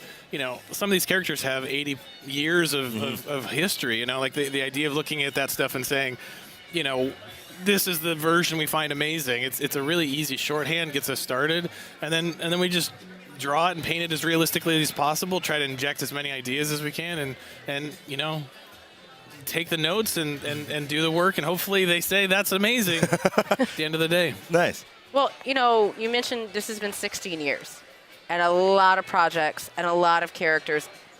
And I hate to say, is there a favorite, but is there like a project or a moment or experience that you feel you're most proud of, or you just think like, man, that's cool, we pulled it off? You know, there's two easy ones for me to answer, and I can't pick between them, probably between Captain America and Spider-Man. But having worked on Cap like in the early days, and then seeing him transition from his first movie into the Avengers, and then all of his subsequent designs, I'm really proud of the idea of being able to chart that journey over all of those movies. Because it's a strange thing. I think a lot of people think of superhero costumes as existing as like only an icon, and one of the most fun parts of my job is thinking about how that costume is going to tell a story for that film, and working with the filmmakers to understand what story they are going to tell. And I don't know, that journey, I think it's about 10 costumes of going from where he was in World War II up until, you know, the end of Endgame. That's something I'm super proud of. And then the idea of trying to take Spider-Man and bring him into the MCU, and what that was going to look like, working with Sony and Amy Pascal and John Watts and Kevin to figure out the notion of you know, what Spider-Man was going to be in our universe, and you know, be inspired by Tony Stark and a more technology-based Spider-Man at the beginning, and where he ended up at No Way Home. Was again one of those journeys that I'm just super proud and happy to have been a part of. Nice. We actually had, I think, almost all of the Cap suits either the last Comic-Con. Oh, right on, yeah. That is because that's hands down my favorite realization of page to screen. Seeing Captain America, like I was like, that's the coolest look in the world. Now you talk about all these different variations. Is there any character that the initial design it didn't change much until the finished product that you were like, I think we got it? Oddly enough, there's only one or two, but one of them is the Captain America stealth suit. I did one design for that as it appeared in Winter Soldier, and that was the one that it was it. So it was like it's a really beautiful design from the comics that honestly, compared to other Captain America designs, is not as challenging to accomplish because it's dark and it's got the stripes up top. But yeah, like that compared to the Sam Wilson Captain America, which has a lot going on, was super challenging. But that's another thing. Like just the idea of transitioning Captain America over to Sam was another huge thing that was super fun. I love it. Great to be a part of. Well, thank you so much. I know you've got so many other things to do here at San Diego Comic-Con. It has been a pleasure having you here on Marvel Live. All right, thank you. Thank you for having me. Yes, and of course, please stay tuned to everything happening here from Marvel at San Diego Comic-Con 2022. I'm still thinking about that stealth suit. You don't know Secret Invasion? When shape-shifting Skrulls infiltrated humanity and nearly took over the planet? Well, buckle up, because you're about to get invaded. Informed. This conflict goes all the way back to the Skrulls' first encounter with the Fantastic Four, when Stone Cold Jerk Reed Richards hypnotized 3 Skrulls into believing they were cows. Burgers. Cut to a few years later, and Earth's heroes were not all that united after a civil war, Scarlet Witch's House of M, and a World War hole. But nothing else bad could happen, right? Wrong! It all starts when the new Avengers tussle with the Hand and their new leader, Elektra, dies. But it wasn't Elektra at all, it was a damn dirty Skrull! Spider-Woman brings Skrull Elektra's body to Iron Man to figure out what the heck is going on. Meanwhile, a scary new breed of Super Skrull with epic powers nearly flatlines Reed Richards, Doctor Strange, Charles Xavier, and the rest of the Illuminati. So what does it all mean? The Illuminati splits up, the Avengers give each other stink eye, and everyone has more trust issues than ever. Iron Man takes Skrull Elektra to Reed Richards and Hank Pym. But the alien autopsy party gets weird, well, Weirder, when Pym reveals he's a Skrull who wants to get even for that whole cow thing. But Reed isn't the only one stretched thin. Boom goes sword, down goes shield, alien computer viruses everywhere. Norman freaking Osborn and his Thunderbolts get attacked by Mar-Vell. The FF's house blows up, and an army of new Super Skrulls lands in New York City. Yeesh. Then a Skrull ship crash lands in the Savage Land, and it is full of superheroes. Are they Skrulls? Are they heroes? The only way to find out is to fight? Finally, Spider-Woman, facing off against Echo, reveals herself as the Skrull Queen Varangi, a double agent and mastermind of the entire secret invasion. And yes, she was indeed having a cow. In New York City, a handful of superheroes are getting pummeled by Super Skrulls until the believed to be dead Nick Fury, Quake, and the Secret Warriors show up to even the odds. You know it's bad when even the Hood, Norman freaking Osborn, and the rest of the villains join the war effort. The Skrulls take over global communications and media to bring their message to the Earth. We won, you lost, let's have cake. But the cake is a lie. And Reed, Maria Hill, and Mar-Vell ain't here to eat cake, they're here to smash Skrulls. With battles raging across the planet, the final stage is set for New York City. Earth's forces are just waiting for a sign. That'll work. Giants, gooey stuff, lasers, lightning, explosions, shooting, slashing, even the Watcher shows up! Army in tow, Iron Man gets the epic final battle underway. As Earth's forces gain ground, the Skrulls enact one final plan, triggering Janet Van Dyne, aka the Wasp, to grow into a giant-sized biological weapon that would wipe out humans and Skrulls alike. Her death is the last bit of motivation Earth's forces need. Wolverine goes in for the final slice, but Norman freaking Osborn steals Logan's kill, becoming the hero of the whole war. While mopping up the Armada in space, Iron Man finds one ship that's not full of Skrulls. It's full of the humans that the Skrulls took over, including the real Spider-Woman. Awkward! With the invasion finally over and the Skrulls defeated, a darker reign for Norman freaking Osborn is on the horizon. But that's a story for another time. And now you do know Secret Invasion. You don't know Moon Knight? Well, get your finest white suit and let's dive into one of Marvel's most unpredictable heroes, to Moon Over. A mercenary turned Cape vigilante, Mark Spector was enlisted by the Egyptian god Khonshu to deliver the god's vengeance. In addition to these external struggles, he also internally battles with mental issues. But back to Moon Knight's origins.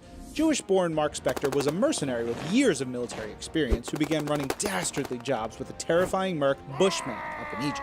Spector eventually turned on the murderous madman after Bushman attempted to kill two innocent archaeologists, Marlene Arlani and her father. Marlene survived, but her father did not, and Spector was left for dead in the scorching desert heat. Spector made his way to an Egyptian tomb only to die and then be reborn at the feet of a statue of the moon god Khonshu, known as the Taker of Vengeance. With a renewed heavenly body, he got revenge and used his merc-made fortune to turn from Mark Spector to the vigilante Moon Knight, aka the Fist of Khonshu. Yeah! Luckily, he has help from friends in his orbit, like trusted pal and pilot Frenchie, and his now lover, Marlene Arlani. But since his resurrection, Spector has adopted numerous personas beyond Moon Knight. At times, he has become Mr. Knight, the suit-clad gent who's as cool as ice. Other times, he's Stephen Grant, a Wall Street wizard and Hollywood big shot financing his vigilante efforts. Or Jake Lockley, a streetwise cabbie with an ear to the ground to keep tabs on criminals. He's even sported personalities based on Spider-Man, Wolverine, and Captain America.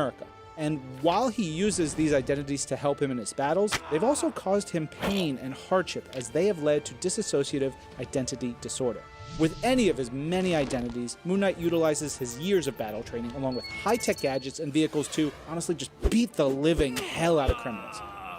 But Moon Knight's hero career hasn't always been that bloody, thank goodness. He's been an Avenger, worked alongside Spider-Man, had a young sidekick named Midnight, plus had various other lunar explorations. Regardless of which Moon Knight you may meet, he shines in the darkest night, and none can eclipse this hero who battles both his own demons and the forces of evil as the Blade of Khonshu. I could wax on forever about him, but our time is waning because now you do know Moon Knight. Welcome to Marvel Unlimited. Explore the Marvel Universe. The characters you know. The stories you love. All for a low price. All in one place. All at your fingertips. This is Marvel Unlimited.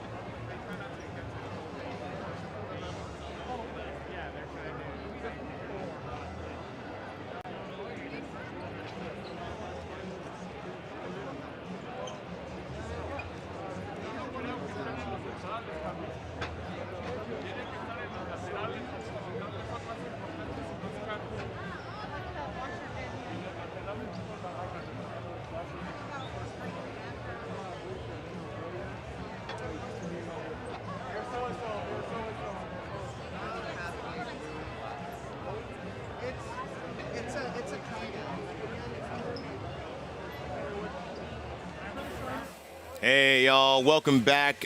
We are joined now by the head of streaming television and animation at Marvel Studios and the executive producer of the incredible Marvel Studios What If, Brad Winderbaum. Brad, how are you, my friend? I'm good. How are you doing?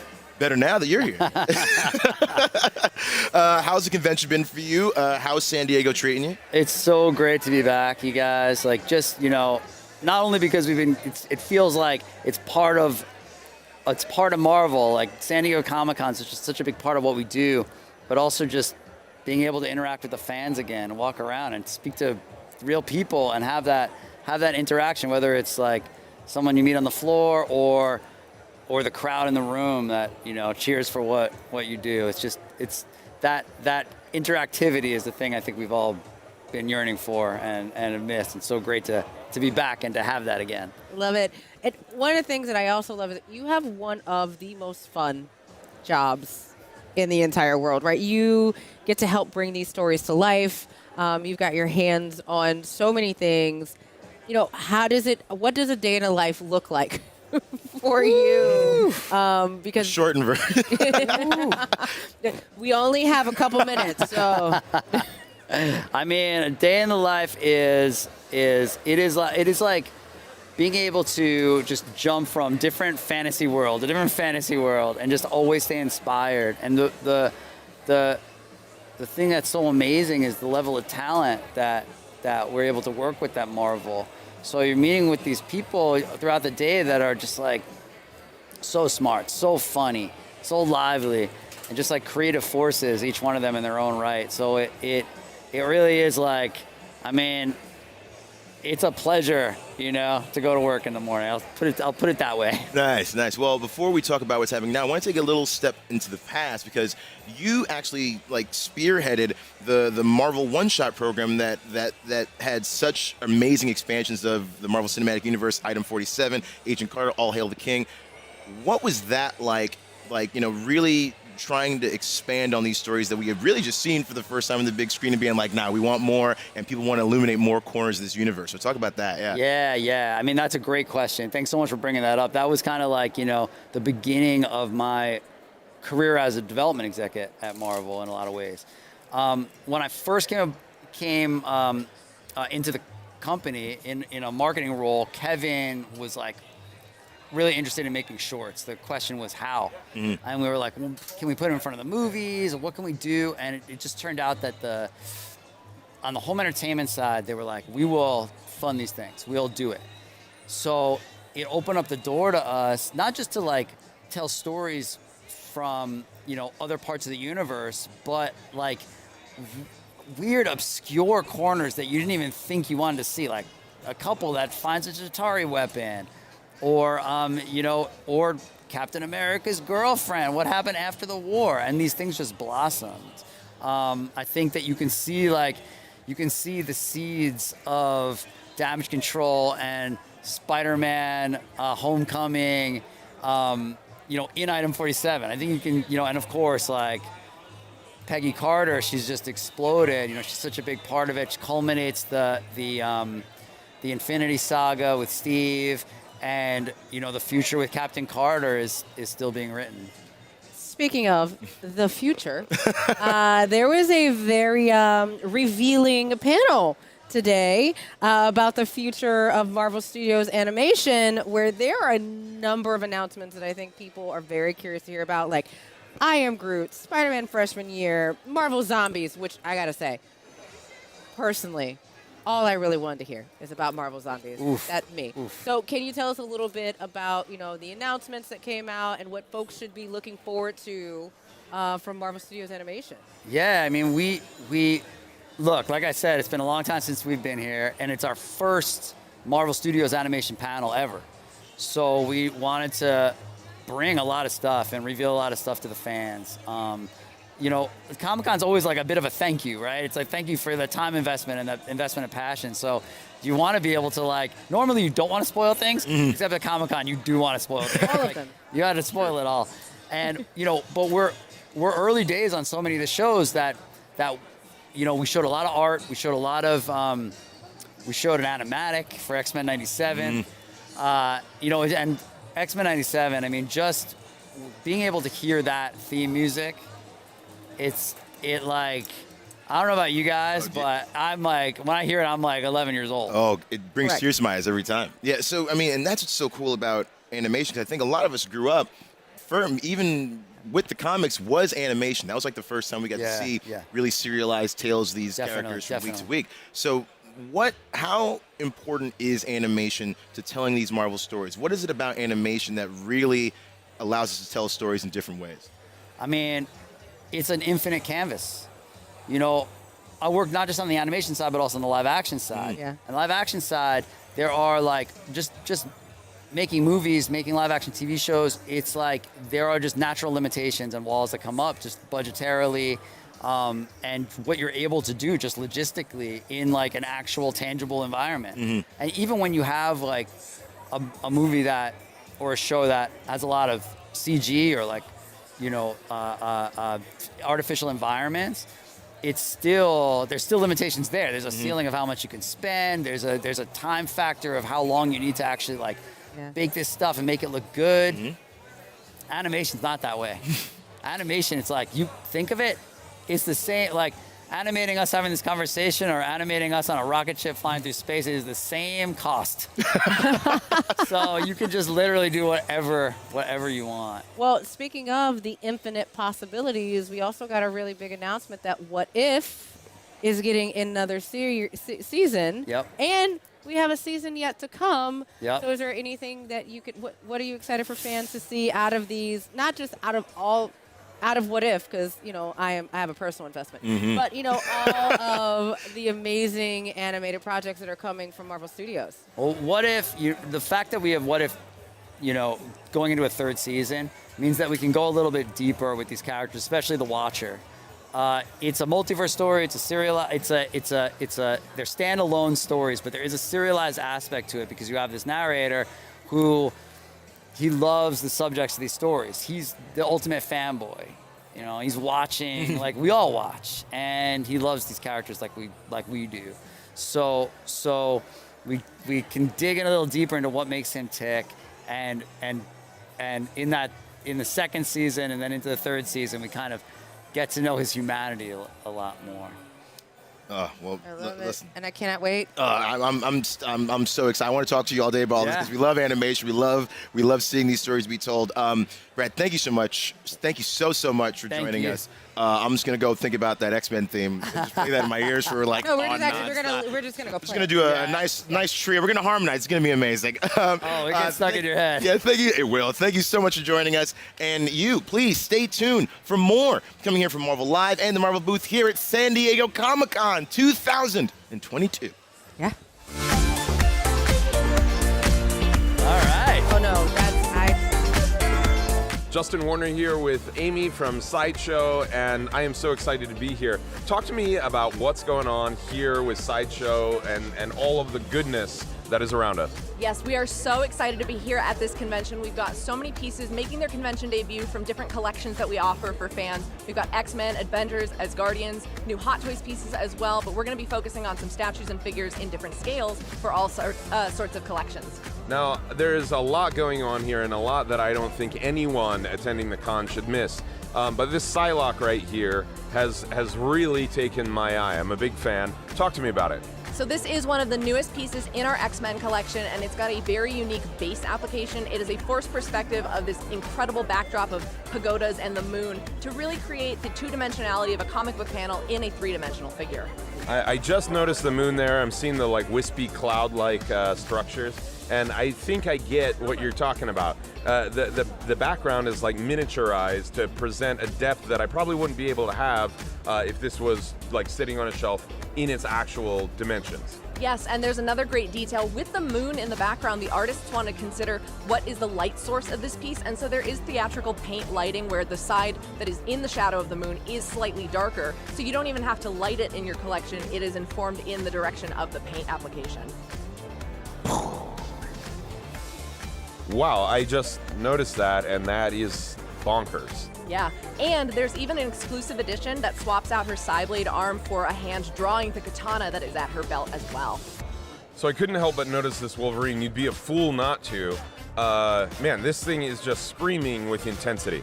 Yes, we love depicting Wolverine, of course, in a berserker rage, and none better to do that in a version that takes him to feudal Japan. This is our Wolverine Ronin premium format figure, kind of blending Wolverine's ties with Japan in a whole new style into this figure.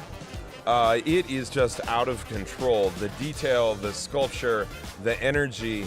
I mean, Wolverine, it's not just a berserker rage. He looks like downright hungover. Well, who knows why he got into this fight with a bunch of spirit warriors, but he's got the Muramasa blade in his hand on his side and a lot of adamantium fury. Now, Sideshow is known for bringing the giants of comic books and film into your living room. Speaking of giants, we've got Thor on a frost giant. Yes, quite literally. This is our latest classic comic book Thor. The last Thor we did, he was fighting a fire giant, but it was a more modernized version of the character, so we wanted to go back to the kind of golden era of the golden locks of Thunder. I mean, this thing, the energy, the movement, the cape, the teeth on the frost giant. I mean, y'all spared no expense on this. Down to the very bad manicure that they had in Jotunheim, those cracked fingernails. I mean, this is almost two figures in one design, and Thor's hammer hungers for more because he's ready to go back into action. So one thing that caught my eye the second I walked into this booth was these Black Panther busts, and I understand one of them is a con exclusive. Yes, so the purple variant bust is our convention exclusive. We're so excited to have this here. It kind of reflects the kinetic energy of his vibranium suit, and it was designed by artist Jesse Hernandez, who's also known as Urban Aztec. And I gotta say, as someone who has kind of always admired Aztec-inspired art, Hablo Español también, I gotta say that this is like the perfect mashup of cultures and of flavors. And I gotta say the teeth and the ears on this are so commanding. Yes, he's even got the panther claws on his shoulders. Urban Aztec always does a beautiful job combining, like, especially the strengths of warrior cultures and the ancient technology with the futuristic Wakandan aesthetic. I love it so very much. What else do we have going on? So we've got a lot of Unruly Industries pieces going on, but I also want to point out at side.show/exclusives is where you can pick up that Black Panther now, but we've got even more Urban Aztec pieces to show you over on the flip side. I love it. Thank you so much for taking the time to show me your beautiful collection of beautiful things. Yeah, we're always happy to show off these pieces, and we're so glad that people are having fun and enjoying them.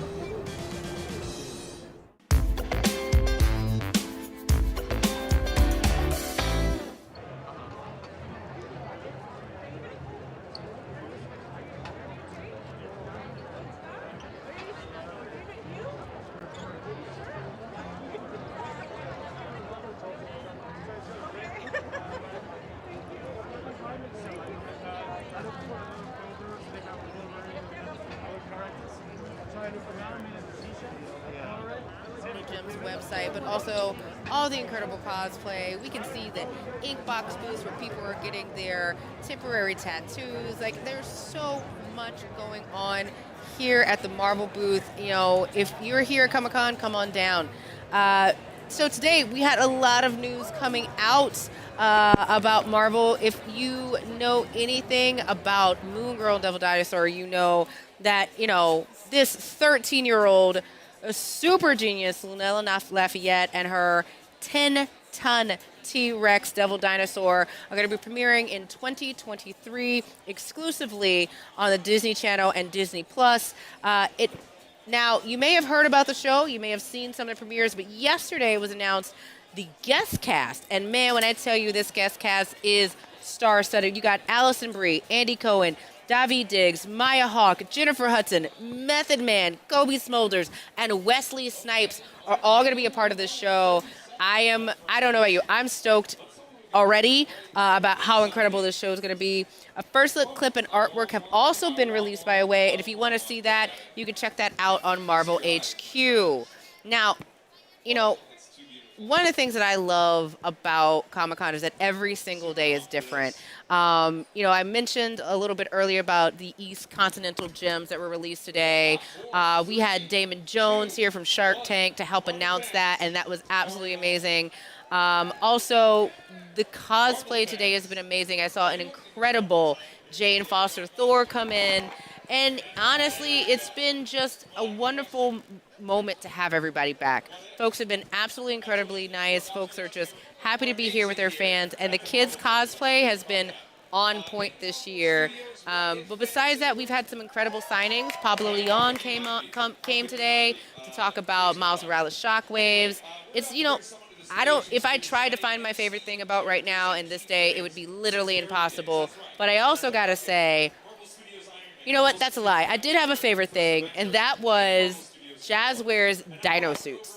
If you have not checked out these dino suits of the Venomosaurus Rex, this is my colleagues Langston Belton and Justin Warner actually getting into the dino suits. I'm actually I am a little jealous with them both because they got to walk around as superhero dinosaurs. These suits are actually available to purchase here exclusively at Comic-Con, but it's been absolutely incredible to have them around. We also had a little bit of a dino dance party here at the booth earlier today, so it is very clear that these suits allow for a lot of mobility and obviously some really, really good dance moves. So if you want to check out those suits, bring one home for yourself. They are available at the Marvel booth, the merch booth that's right across from the Marvel stage. So make sure you check that out along with all of the other incredible merch that we are exclusively selling here at San Diego Comic-Con. Now,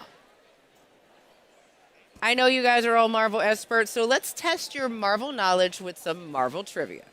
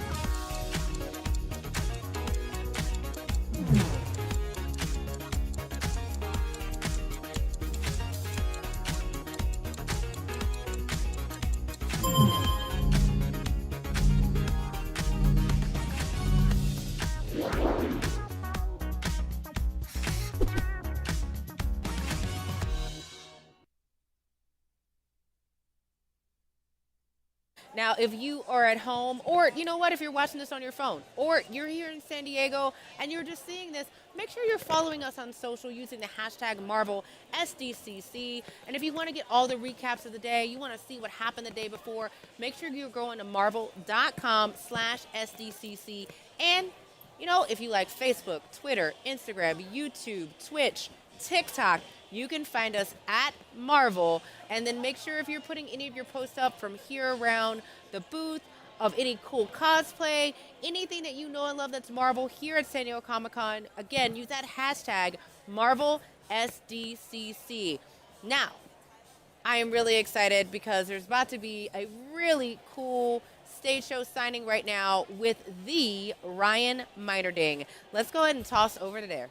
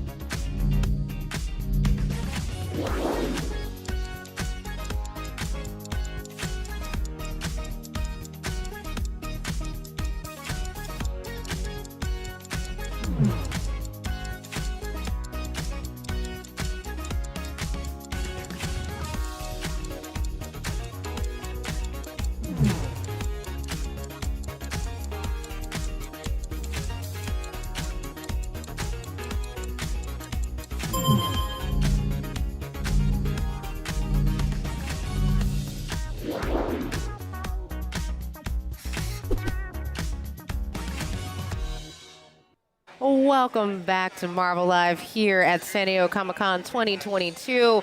Man, it has been an incredible Friday here at San Diego Comic-Con. It's only day 2. We have 2 more days to go, but it's been absolutely fascinating. We had a signing by Pablo Leon, who is the artist from Miles Morales Shockwaves. We just had a sighting with, you know, Ryan Meiterding, who is the executive producer of Marvel's What If, as well as so many other hats at Marvel Studios. And I gotta say, Marvel Studios What If is probably one of my favorite shows, mainly because they're zombies. And if you know anything about me, I love a good Marvel zombie. You know what else I love? I truly love Marvel activations, and there is a brand new Marvel activation that is at Madame Tussauds, and let's check out that activation right now.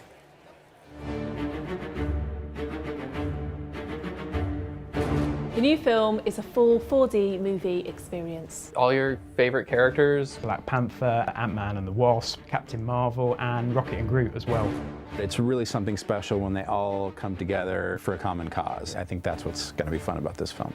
People won't be ready for how cool this one looks. The new film has been created using a hyper-realistic animation style.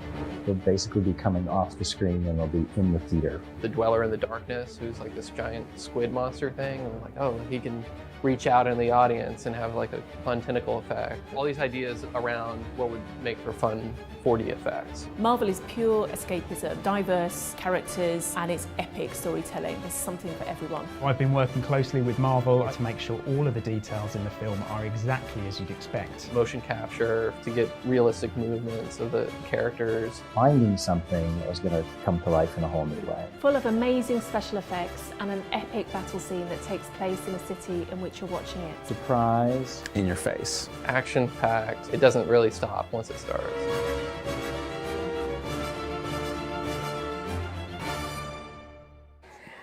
So I'm going to break down a couple of things about this amazing activation. And, honestly, Madame Tussauds, Madame Tussauds is not only the world's best wax museum and has amazing figures, but now, of course, as you just saw, has an all-new Marvel Universe 4D movie experience. I mean, that was incredible. I love behind the scenes and seeing all these incredible actors come together and performers build this. And so this was custom created in collaboration with Marvel Studios, and you can literally feel, as you can see, all of the action as our heroes attend a Hall of Heroes award ceremony at Madame Tussauds, and you're invited. Naturally, Loki is up to some mischief and has some other ideas as the event takes a dramatic twist. The lighting, motion, and theatrical effects make this experience one that you just should not miss. It's ready to be experienced in Hollywood, New York, and Las Vegas at Madame Tussauds locations. Pick a location of your choice. And in addition to the movie, come face-to-face with your favorite characters from the Marvel Cinematic Universe, including Spider-Man, Hulk, Black Panther, Captain Marvel, Iron Man, Thor, and more. So make sure you're stopping by one of the Madame Tussauds locations and checking out that. Now, let's check out what else is going on around Comic-Con. I hear that Justin Warner's been around the convention center today talking to fans. Let's take a look.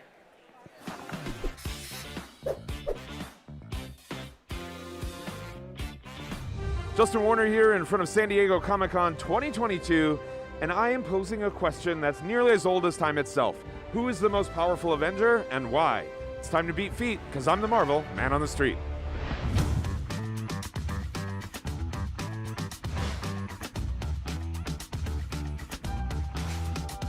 Who is the most powerful Avenger and why? Ooh, man, mind blown. I gotta go with my favorite, the Hulk, because the madder he gets, the stronger he gets. Let's go, Hulk! Iron Man. He's just the coolest guy. He sacrificed himself to save the world. What more powerful than that? Thor, God of Thunder.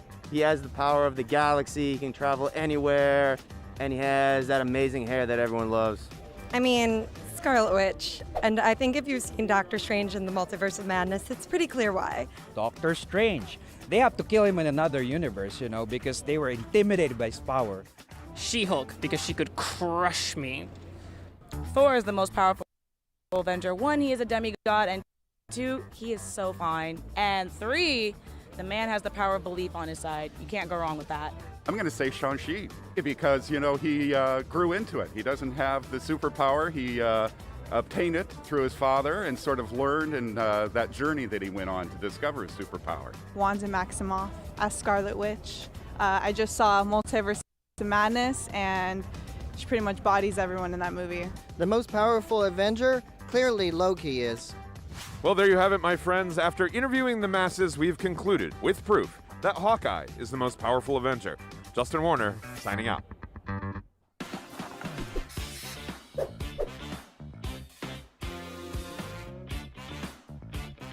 We are here with Marvel Live at San Diego Comic-Con here in the Marvel booth, and I am being joined by Ram V. What's going on, Ram? I'm enjoying myself. Good to be here at San Diego. My second time ever at a convention. So nice. Yeah. It's great. All right, so I got to ask, I love a good Marvel origin story.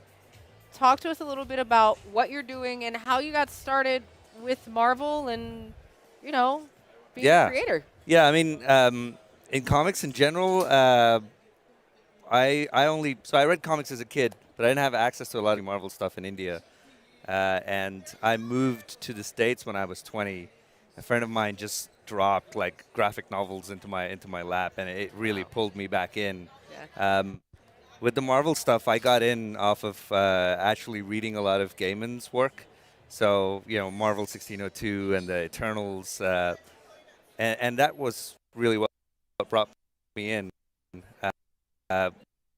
Specifically with Venom and Carnage, I'd met Donnie when he was still on his run on Venom. And just in passing conversation, he was like, hey, when I'm finished, man, I'm going to recommend you to one of the editors. And, lo and behold, Devin got in touch just as Donnie was finishing his run, and the rest is history. I love it. And so, for those who don't know, Donnie Cates is, man, you're talking about somebody who loves... Are there people who don't know Donnie Cates? I mean, look, Donnie, don't get me in trouble with Donnie. But I will say, now you've got your hands on Venom and Carnage. What can readers expect from this new chapter? Yeah, I mean, so Venom I'm co-writing with Al Ewing. And, there's, I think, close to 12 issues out right now. And you can see that it's turned into this time travel, sci-fi, symbiote story that is clearly getting way more convoluted as it goes. As it should. Yeah. But it's got an end game in plan. And it's this kind of big, bombastic end game that involves the other book I'm writing, which is Carnage. And so eventually the two kind of come together and collide, if you will. All right, so keeping those secrets, I'm totally here for it. You made it clear you're writing two very strong, very unique symbiotes. What's it like writing for these two unique characters? Yeah, I was talking about this earlier. The Venom that I'm writing is Dylan, Eddie Brock's son. It's kind of like trying to write an angsty teenager trying to fit into his father's shoes. So that's an interesting take on the character. And I like to write my stories and keep them grounded through human emotion. Yeah. So that's always an emotionally driven stake. On the Carnage side, he doesn't really have a host anymore. And it's a symbiote trying to push itself to see where its limits really lie. So it's almost therapeutic in that I get to really cut loose with Carnage and go, I'm going to just, cross all kinds of boundaries and go crazy with this. Whereas with Venom, I'm trying to keep it more human, more grounded, if you will. Love it. So where do you even start, right? Like, there's so many possibilities with these two characters. There's so many places you can go, dealing with the groundedness of human emotion, but also this idea that you are creating new canon every single time, you strike a page in a script. Where do you start with your creative process? And for you, what story did you really want to tell? I mean, the first question I always ask myself is, why should people care? And so I feel like that's a good searchlight to use to find your way in the dark. So when you're writing story, whenever I come up against a choice, I'm always like, okay, why should people care? And so my Venom run certainly wears that on its sleeve. With Carnage, it might be a little harder to see considering it's an alien symbiote. But even there is baggage. This is a symbiote that was tied to Cletus Cassidy for so many years. And there is baggage in that relationship. And so it's nice to explore that. So yeah, I guess short answer is I always start with characters and human conflict and drama. Yeah, I love it. So we're here at Comic-Con. You mentioned that this is your second time at San Diego Comic-Con. For you, what are you most excited about seeing? What are you most excited about doing? Or is there you're like, oh man, this is it. I got to do this before I leave the Comic-Con floor? I mean, to be very honest, I spend most of my days locked in a room writing at a computer. It's just nice to be out amongst people who enjoy your work. And so to me, it's all about the fans and seeing people enjoy the work, seeing people kind of express their love for these characters is great. And that's why I come out to conventions. I don't really do the whole, I'm sat at a table for hours thing. And so, yeah, just interacting with people is great. And I'm glad things are back on track. I love it. So I know you got a lot more to do, a lot more to see. You got to take in all of these incredible people here at San Diego Comic-Con. I want to thank you so much for stopping by, and I can't wait pleasure. for folks to continue reading this amazing stories that you're working on. Yes, yes. So thank you for coming by. My pleasure, my pleasure. All right, make sure you are tuning in for more Marvel Live at San Diego Comic-Con. We've got so much more in store. We'll talk to y'all soon. Welcome back to Marvel Live here at San Diego Comic-Con. I'm Angelique Roche. Right now, you are seeing the incredible action that's happening right now at the Marvel booth. Right now, there is a really amazing activation on stage with my colleague Langston Belton with Whatnot.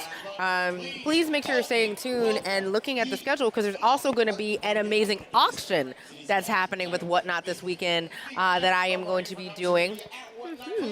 And you do not want to miss it. I have seen what is being auctioned, and it's incredible. So make sure you're following us on all of the social channels at Marvel, and that's Twitter, TikTok, Instagram, YouTube, and go to marvel.com/SDCC for all of your recaps and all of the cool stuff. You know what? Right now, I mentioned that auction. Let's find out more about that Whatnot auction and live giveaway.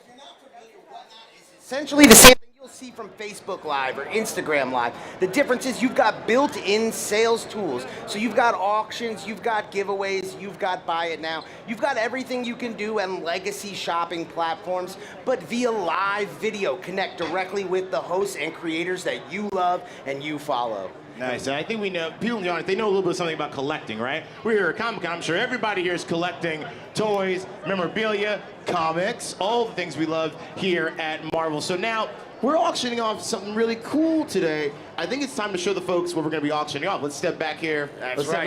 Let's step into the salon over here. Here we go. That's right. We've got a cool item here. We're taking it back to 2016 San Diego Comic-Con, going through the Multiverse of Madness. We've got the Doctor Strange San Diego Comic-Con exclusive Funko Pop that we're going to be auctioning off today. Taking it back in time, just like the Time Stone, which That's you actually right. had, which is awesome. So now we're going to be doing a live auction on stream in a little bit. Now, are y'all ready to do this? Are y'all excited for this? We're gonna be live in front of the world. Y'all excited? That's what I want. That's what I want to hear. Now, please, Jack, please tell all of our friends here how the auction will actually work. That's right. What we're going to do is we're going to start this auction right now in just a moment for this Doctor Strange Pop. It's going to be a 1-minute auction, only 1 minute. And any bid in the last 10 seconds is going to get an additional 10 seconds. Ooh, now, and again, if you're hanging out here, you might not win the live auction, but stick around because you got that Whatnot app. Oh, here we go. There it is. Right. There it is. Look at this. All the hearts, all the love, and red, just like the Marvel block. I love it. So these are going to be quick auctions. So get ready. All right, I think we're ready. Yeah? Are we ready? Are we ready? No. Marvel booth. Are we ready?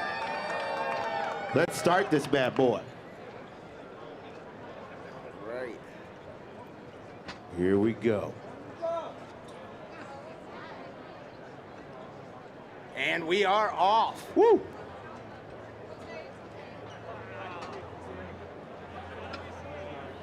All right, so break down what we're seeing up here, Jay. Right What's now, going on? you are seeing the bidding is coming in fast and furious. We've got 45 seconds remaining. We're already at $176. $191.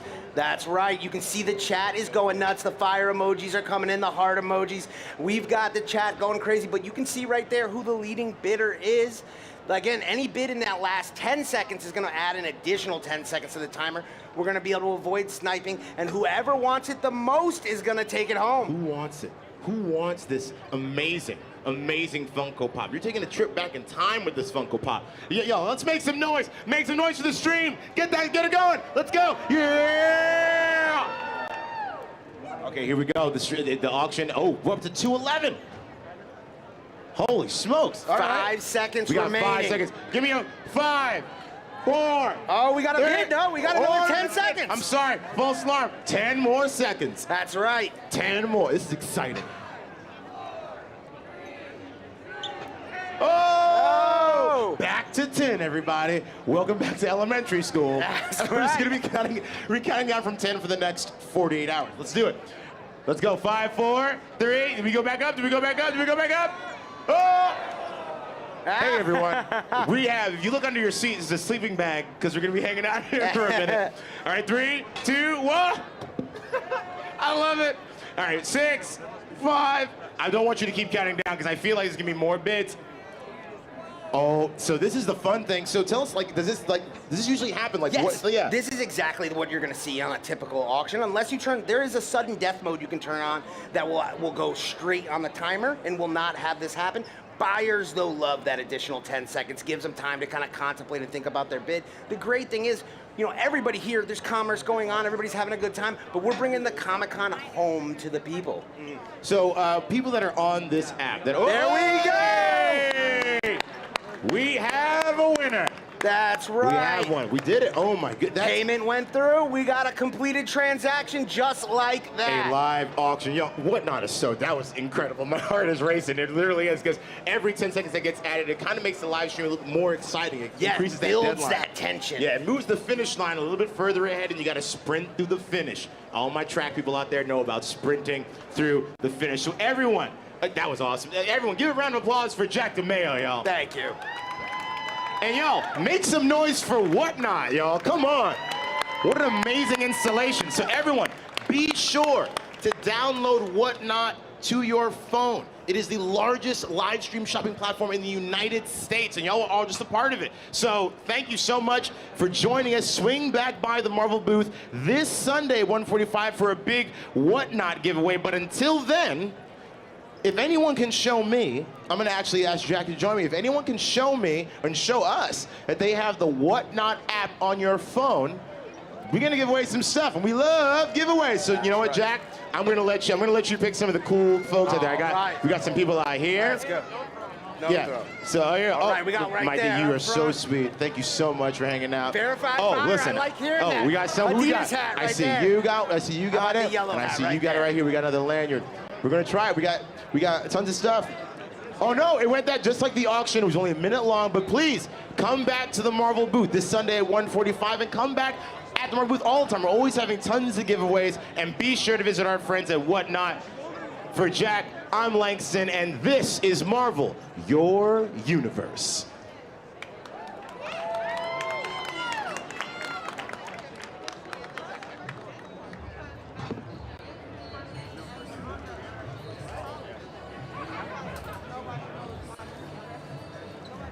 You were just watching an incredible giveaway here at the Marvel stage at San Diego Comic-Con. And I gotta say, man, I love when we get to give away amazing merch here. But make sure you're staying tuned, because there's gonna be more from Marvel and Whatnot throughout the weekend, including a huge auction, as you just heard Langston Belton said, Sunday, 1:45. And I don't want to spoil it, but there are some incredible items that are gonna be up for auction just for you.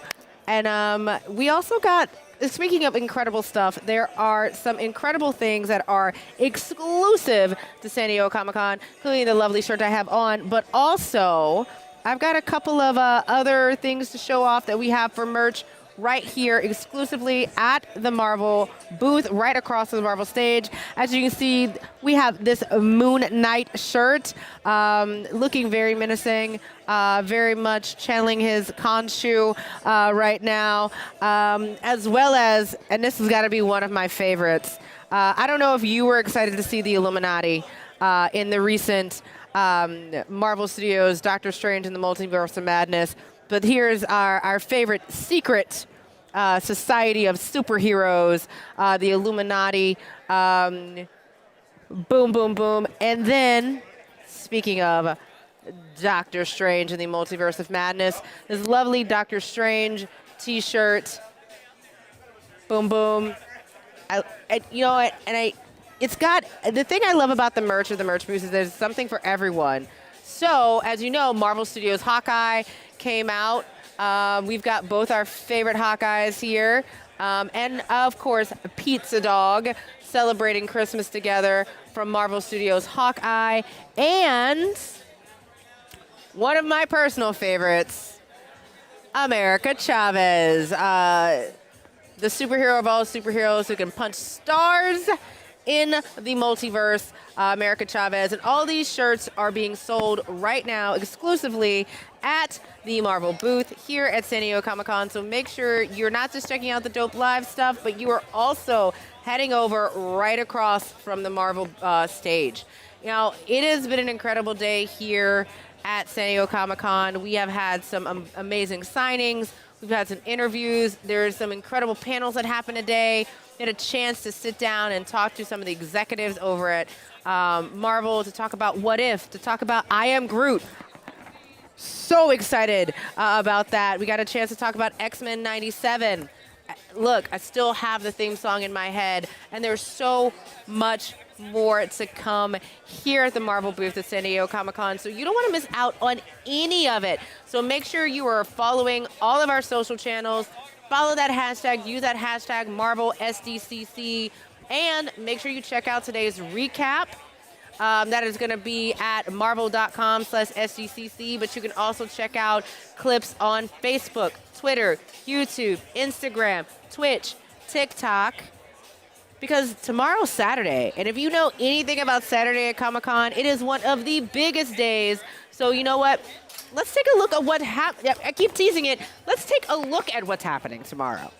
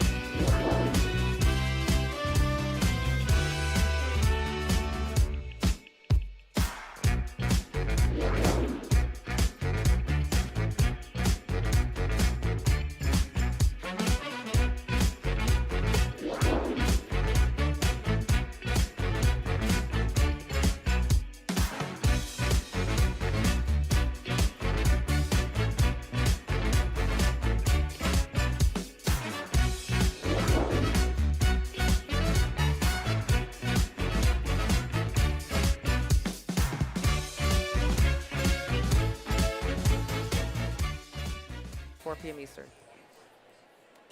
So much stuff going on tomorrow at the booth. So much stuff going on here. You don't want to miss it. We got a cosplay contest. Please be there or be square. You can check this out. The stream starts tomorrow at 4 p.m. Eastern, 1 p.m. Pacific. I can't wait. And I can't wait for you to join us. And make sure you're using those hashtags. Tell us what you think. Tell us what you love. And that's it for us, because you know what? This is Marvel, your universe.